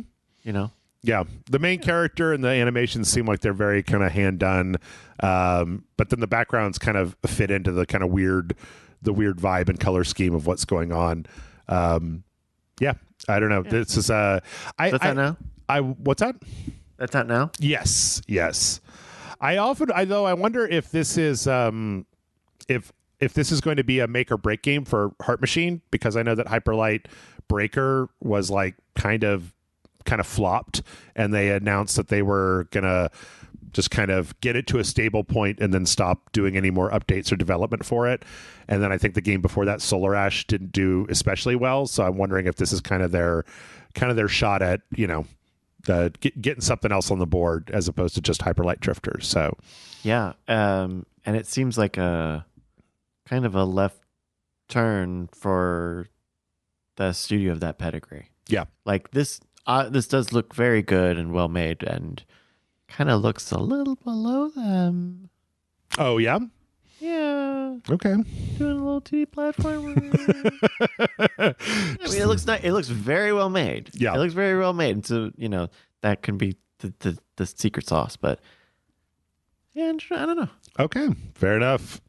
Let's see. We also got the launch trailer for Rue Valley. This is another game that I played last week. This is something I've had my eye on for a long time. It is Disco Elysium, but then also Groundhog Day. You play as this guy that's in this kind of roadside motel, and it's very a Disco Elysium kind of top down. It's got this kind of the cartoony art style, or like, I don't know, it's like dark lines and kind of sketchy looking. And you have like a certain amount of time each day until I don't know if it's like a nuclear bomb or something explodes and wipes out everything around you, and then you wake up the next day. But then you have this set of 3 stats that kind of go one way or another. So you've got like an introvert, extrovert, kind of an anxious and calculated, and then all of those stats change what you're able to do during the day. Like it'll cut off certain things that you can't do because you're too anxious or you're too scared or you're not scared enough or whatever.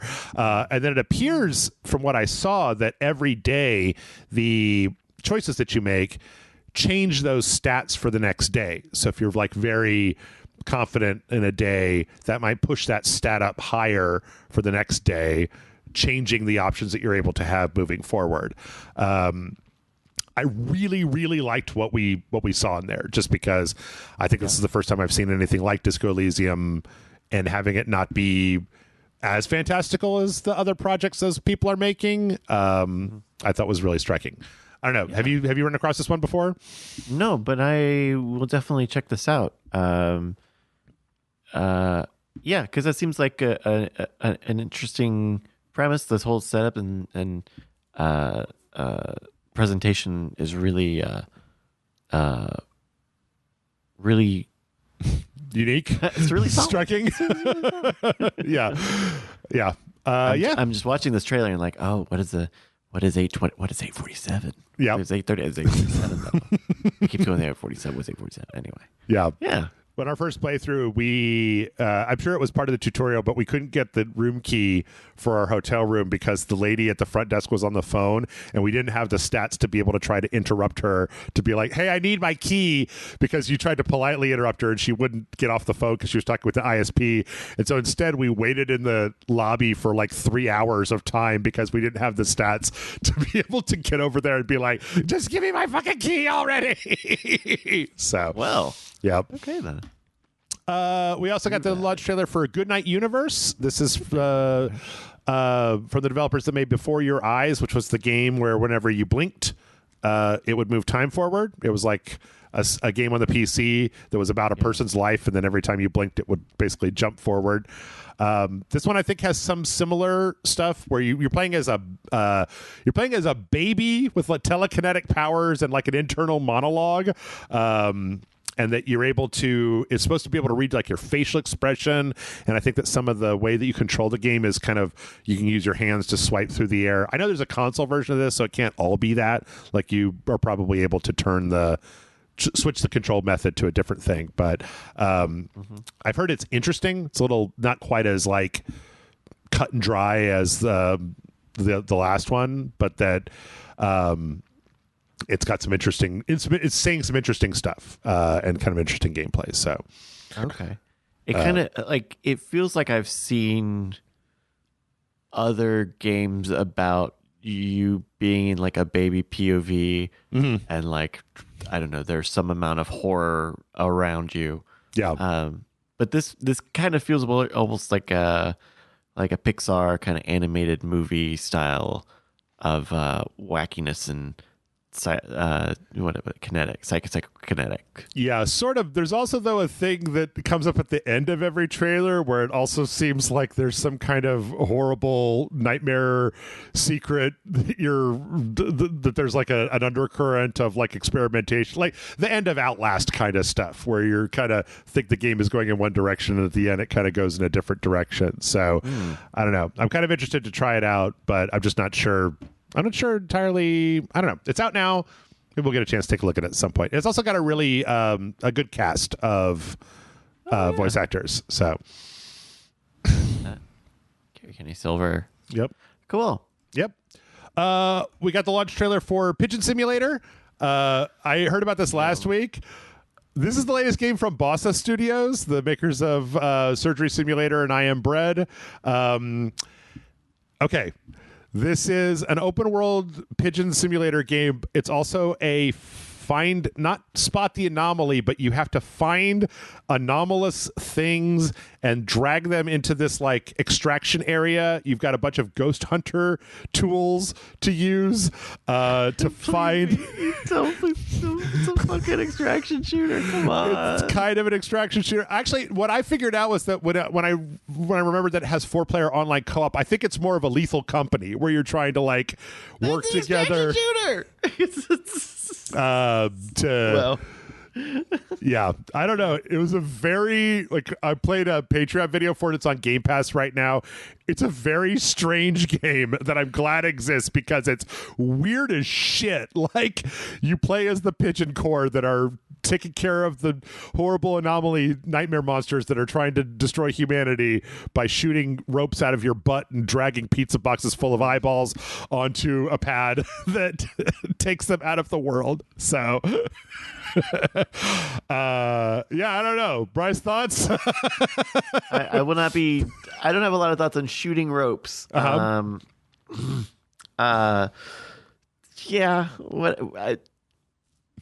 I guess this is not that much different than Big Kitty, Little Big City, or Little Kitty, Big City. So, yeah, okay. Pigeon Simulator. Yeah, very strange. Please don't make me play this, Jeff. No, I already played Please it. Don't make me. I already played it. Please don't make me play this. I'm not going to make you play it. I'm not going to make you play it. Yeah, but if you got Game Pass, check it out because it's kind of cool. I thought it was kind of cool. Let's see. I watched this trailer and it was hard to tell exactly. I don't know. This game called She's Leaving. That's like it appears to be like an investigation / horror game where you're playing from like a first person perspective where you're going into this weird house and you're trying to figure out what happened there. You're playing as like a blood splatter analysis person with a taser. There's appears to be like I don't know, they went through a lot of these mechanics where like if your taser is loaded, the light on your PS5 controller is blue, but if it's red, it means it's not loaded. They showed a little bit of gameplay of kind of walking through this house and then using like, you're putting down these like blood splatter analysis tools and looking at like handprints and stuff on the wall in order to try to suss out what happened. But then there's also like a weird combat thing where there's like murder dudes in here that are stalking you and you've got to like avoid them or tase them or run away. I don't know. I was intrigued and confused all at the same time, especially because this is an 8-minute trailer about the specific PS5 features. And I'm not going to lie, my concentration kept wandering over to my other monitor to look at something else while I was looking at this. But this is the one. This is the thing I've seen today that most looks like something you would see on the Steam new charts. Oh yeah, if this was a broken lore game, it wouldn't be completely off base. Yeah, I don't know. It seems like there is some kind of like investigation element to it. I'm glad to see more games are trying to put stuff like that in, just because I think it adds more to a game than just running away from a big monster that's going boogity boogity boogity in your face if you get caught. So, and I like. So, I like that it's a taser and not a gun. Yeah. Like, I don't know if it's meant to be like something about non-lethality, but I don't know. I dig it when games do that. You just are not all about pumping bullets into everything. Sure. Yeah. Yep. Looks pretty cool. Let's see. Oh, he uses the taser so he doesn't cause more blood splatter. He doesn't affect the blood spread. Oh my god. In other horror game news, we got the launch of the Nell's Diner level for Phasmophobia. I think I've seen a lot of diner stuff in horror games recently. But yeah, the Phasmophobia is apparently getting close to 1.0 release, but adding this level as another thing that you can go to in the game was supposed to be like one of the final steps towards the full release of the game. Looks very, I don't know, kind of almost like so kind of get some Five Nights vibes off of it a little bit at certain points, but yeah. Oh, because there's like a security camera element. Yeah, and kind of the checkered floor and the kind of restaurant side of it. Not the animatronic side, but the, I don't know. Okay. Yeah, I'm good on. I didn't know this game was not in 1.0. Yeah, me neither. I keep forgetting. Let's see. We also got the launch trailer for the final Kingdom Come Deliverance 2 DLC, Mysteria Ecclesiae or whatever. This is about a plague in a monastery that you have to kind of address and solve, and it looks like it's got also some kind of horror game elements to it. It's very kind of like spooky, and there's a lot of dead people around and stuff. This is the third of the plotted out DLC for Kingdom Come Deliverance 2. So the big version that had all the DLC, they now have all three of those are out. The first one was like the painter, then there was the blacksmith one, and then this is the third one with the kind of monastery. So gotcha. Will this make you take up the sword once again? Maybe. I was kind of waiting for... Well, when the first one came out, they did an update that made the game flicker on my PS5 Pro. Like it introduced some kind of weird graphical thing that kept happening. And so I was like, I'm going to wait for them to fix that. And then I got distracted with other stuff. But I don't know. I really, really liked Kingdom Come Deliverance 2. So it might not be a bad idea to go in now that there's all three of these, because as near as I could tell, the first one was supposed to be pretty decent, but the second one was supposed to be big, and this one seems like it's also pretty big. Like it's not just an hour long DLC. Like it's kind of a whole suite of quests. So, yep. Let's see. We got the announcement for Dreamcore Rabbit Hole. I just put this on here because we've been having a lot of liminal space games, and this one looked kind of interesting, where it's like kind of very surreal areas that it appears that you're just kind of exploring and going through in the sort of liminal space game genre that we've seen more and more of recently. Do you even do anything in these games? You just kind of walk around? Sometimes you run away from a thing. Sometimes no. Sometimes you just walk around and kind of look at a thing.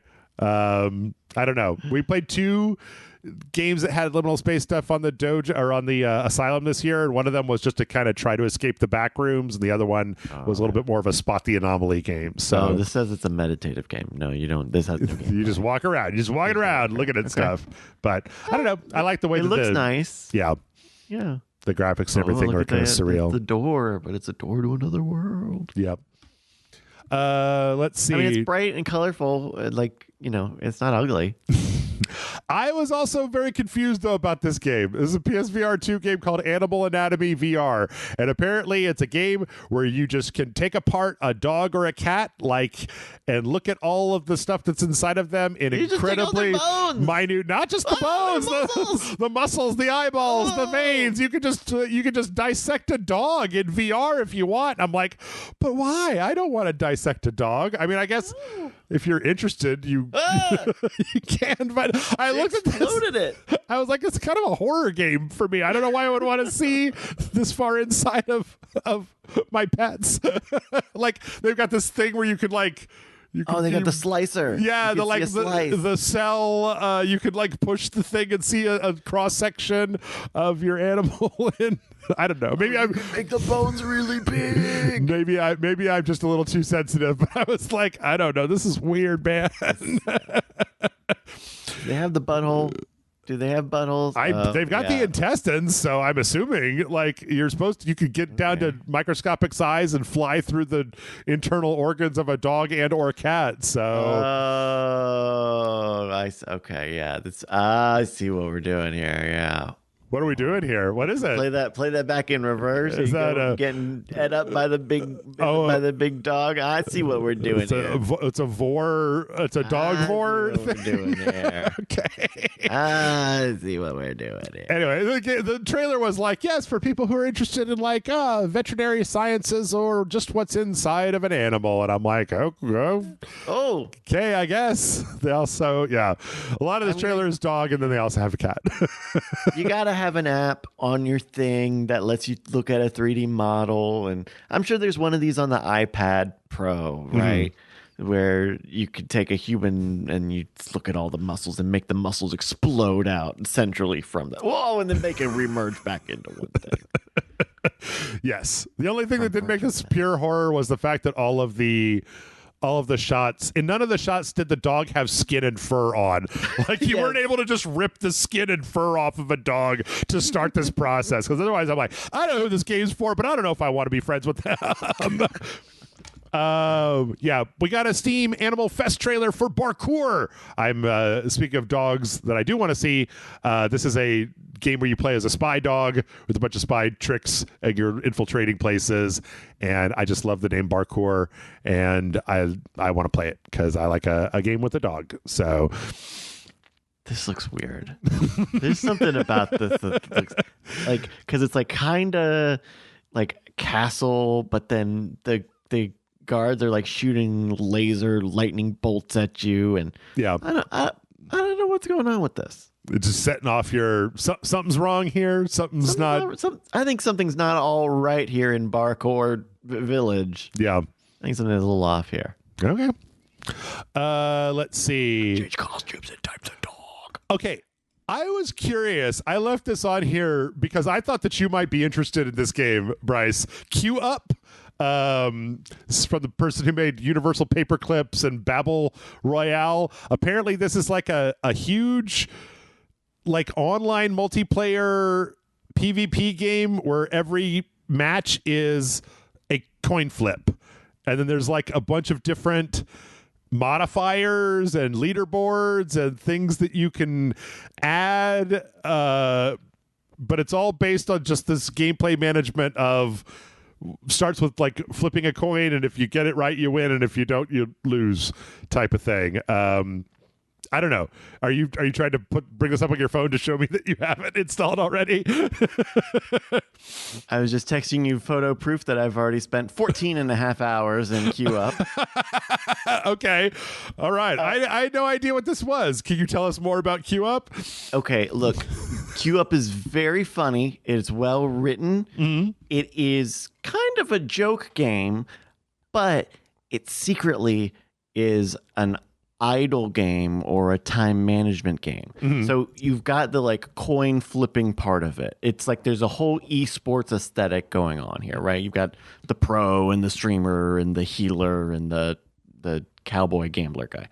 But really each of those but the coin flipping doesn't really matter, right? You're either going to win or lose, out of a best of 3 coin flip. Yeah. But the gameplay that you deal with is you have a skill tree. and they give you skills that you can upgrade or skills that you can move around the skill tree itself. It's like a hex grid. And the idea is the skills can trigger other skills, and as you unlock skills, you begin to build up a chain of increasing how many experience points you get, increasing the multiplier that you get on those experience points, gaining or losing gold experience, and this Q, like a ELO ranking sort of currency. So it's really it's like an idle game. It's like an adventure capitalist or a Melvor idol or something. It's about making the number go up, kind of, or maybe even a little Balatro. Like, really, you are trying to. It's a plus number and a multiply number. And along the way, there's like a really goofy story going on. Okay, so you're not actually playing with other actual people. It's a virtual multiplayer game, or are you? You can. It has real online. So the online stuff is not. You can play offline, and they'll just simulate people for you. But you do play online, and you actually queue up. But it's really quick because all it's doing is saying, "Here's the result of the coin flip," and then here's everyone's skills. So you queue up, and then you just go through it at your own pace. Because the thing that takes the most time is actually waiting for all of your skills to proc. Yeah. You're waiting for it to bloop, bloop, bloop, bloop, bloop, bloop, bloop, bloop, bloop, right, and then go to the next coin flip. And you have there are some classes where you can where your skills can affect the other people on your team. So sometimes that gets calculated into it as well. But it's not like you're having there's not chat. You're not actually interacting with anyone on your team, really. Okay. Well, I'm glad that I kept this on because it sounds like something that you've been very much into. And also the music is great. I went on Bandcamp and bought the soundtrack. It's really cool. It's a really Is it free to play? Is it a paid game on Steam? It's like $8. It's like $8 or $9 or something. Okay. Yeah, $9. And it's got a launch thing.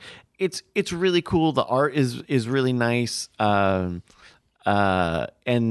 yeah, I think if you have to kind of be into it for that, for adjusting the skill tree and making the number go up and trying to spend the best use of your time, because sometimes you win, but sometimes you lose, and then the way you build your tree changes based on the win and the lose. Anyway, okay, queue up. All right, and then I think we're going to go ahead and wrap up the trailers here with this is something that just came out today before we started recording. Sony and NCSoft are putting together a Horizon Zero Dawn MMO called Horizon Steel Frontiers. They put out a gameplay trailer showing people it's like Monster Hunter style fighting the big Horizon beasts. This right now, so far at the beginning, is mobile only. It's only going to be a mobile game to start with, which seems, mobile and PC. Mobile and PC? Yeah, which seems weird that they wouldn't. I mean, as a Horizon game, that it wouldn't. I mean, it's probably eventually going to make its way to the PS5. But it seems like they would want to maybe start there. But well, if NCSoft is a mobile company, I mean, that's just gonna be what it is. Yeah. This also makes it make a lot more sense, that lawsuit that they have with is it like Nexon, who made the Horizon Zero Dawn ripoff game. I don't know if it was Nexon, but it was someone. It was a pretty good. It was not a fly by night company. Right. Was it Krafton? Krafton, yeah, that sounds about right. Oh, Tencent. Light of Motrium. So, but yeah, that makes make a lot more sense, especially if they pitched them on a Horizon MMO and they were either already working on or planning something with NCSoft, and they were like, no, and they kept saying, let us, and they decided, we're just going to make it ourselves. Like, no, the fuck, you're not. So, and then a mobile scale MMO means this can be kind of whatever. I don't know. It looks cool, and it doesn't need to be in the Horizon Zero Dawn canon. In fact, it would probably be cool to explore this world. Yep. Without having to deal with Aloy and the bullshit that they keep putting her through. Yes, absolutely. All right, let's finish up with just a few quick things. We got our PS Plus catalog for November: Grand Theft Auto 5, Pacific Drive, and Still Wakes the Deep. So, yeah, I know you've been playing Pacific Drive.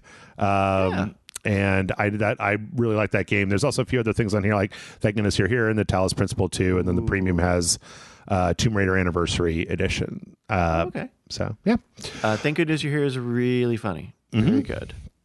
Let's see. We got a very brief trailer for that Pokemon Kanto theme park that was on one of the previous Pokemon Directs that nobody could figure out what the hell it was.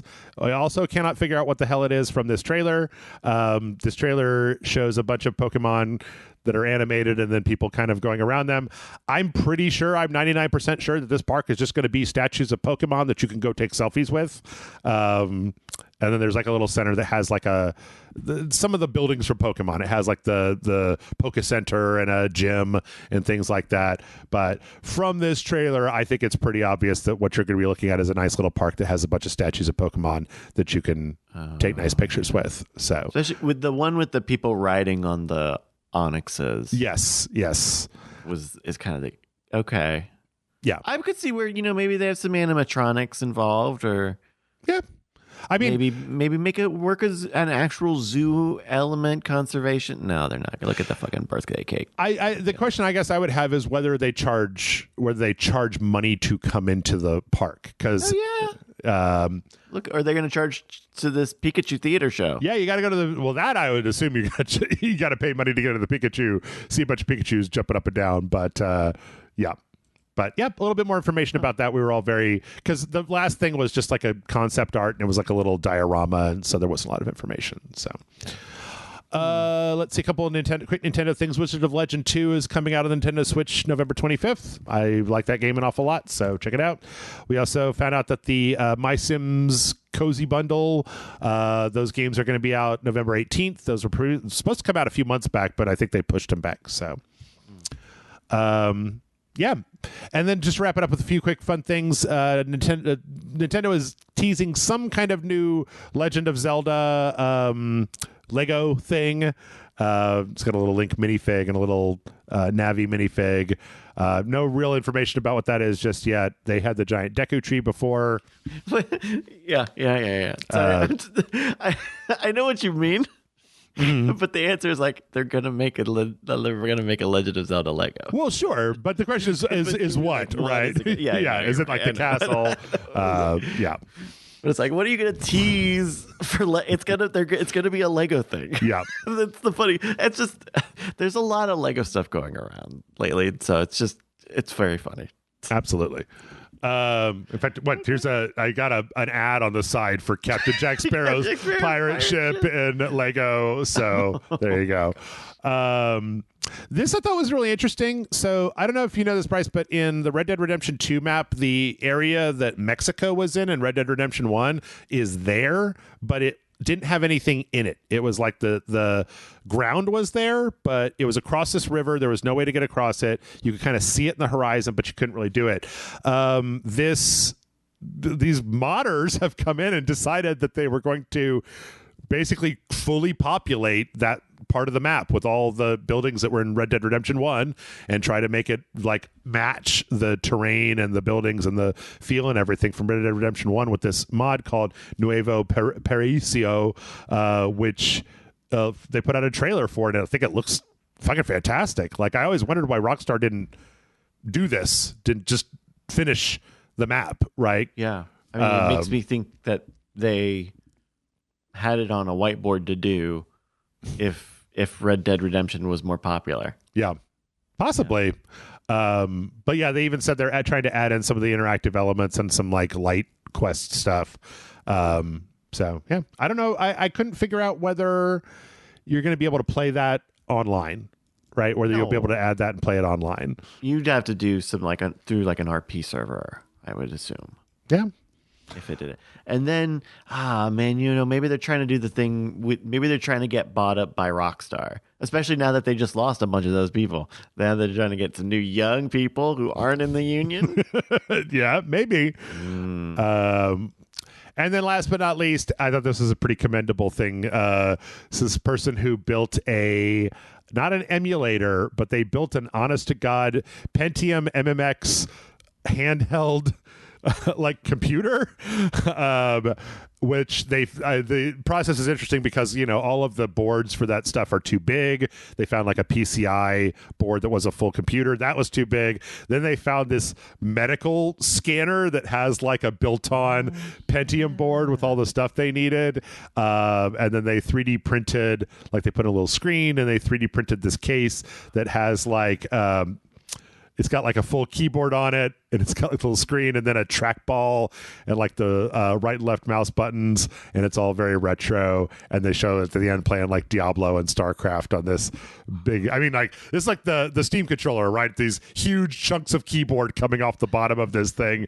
And it also it doesn't run like, it's not the best performance machine in the world, but I thought it was cute. Really cool. Yeah. I've seen videos on YouTube of people like finding things, specifically like these medical devices, and because they have to be a certain size, and sometimes they have to be like a whole SoC sort of thing. Yeah, they end up being like kind of powerful. They try to run fucking Half-Life 2 or something on them. But, it's a perfect use for that. And then I love the older style keycaps for the actual controls. That looks really well made. Yeah. And they even got the 3D print is in the like that nasty beige that like a lot of computers were back in the old days. So and they found a space for the Windows 98 holographic sticker on the front. Yeah. It's LCL DIY on YouTube. So very cool. Go check it out. That's the podcast. We did another podcast. Podcasted. Yes. Bryce, where can the people find you? We're not over here helping me go through all the news in the world on the RageSelect podcast. Well, I've got another podcast recommendation for our listeners. It's called the Two Tusks Music Podcast. It's yours truly as well. Sounds sexy. Sounds like a lot of sexy people in one podcast. And it's two really sexy people. Their names are Christine and Mick. No, it's me and Jeff listening to music as well as cuts and alternate takes of stuff. We've been listening to Fleetwood Mac for a new season that's going to come up pretty soon here. So check all that out. Two Tusks on any podcast provider. It's on YouTube. And check out, if you're really interested, we've got a Patreon there for longer, nicer, fancy versions of the show. Thank you. Fancy. Yes. And speaking of Patreon, if you want to help support the show, you go to patreon.com/RageSelect. We got a Discord server, a ton of bonus videos. What, like 10 bonus videos? 11 bonus videos? So many that I don't even know how many there are. I keep adding more to my spreadsheet. You literally have a spreadsheet. It literally is counted. Yeah, but I add them to the top of the spreadsheet, so it's like at 1. So I'm always looking at like 1 through 3. I add like the latest ones at the top of the spreadsheet. I don't know. What I'm suggesting is just scroll down one time to never mind. We'll figure this out off. So many that it's goddamn ridiculous. Last time I checked, if I only put out don't check it. If I only put out Patreon videos every day of the week, we would have 2.5 years worth of like content that is just sitting there ready to go. So I know that you and I have we record a bunch of great stuff in the bonuses. Yeah, and sometimes like, didn't we do something really funny in this? Check it out. Yeah. Bunch of it's on Patreon. I send out a big email every week. So, yeah, that's it. All the news, all the gaming news. It's been news. The news has been newsed. And that means it's time for me to go collapse into a heap of sweat and Taco Bell. So, thanks, everybody, for listening. Goodbye.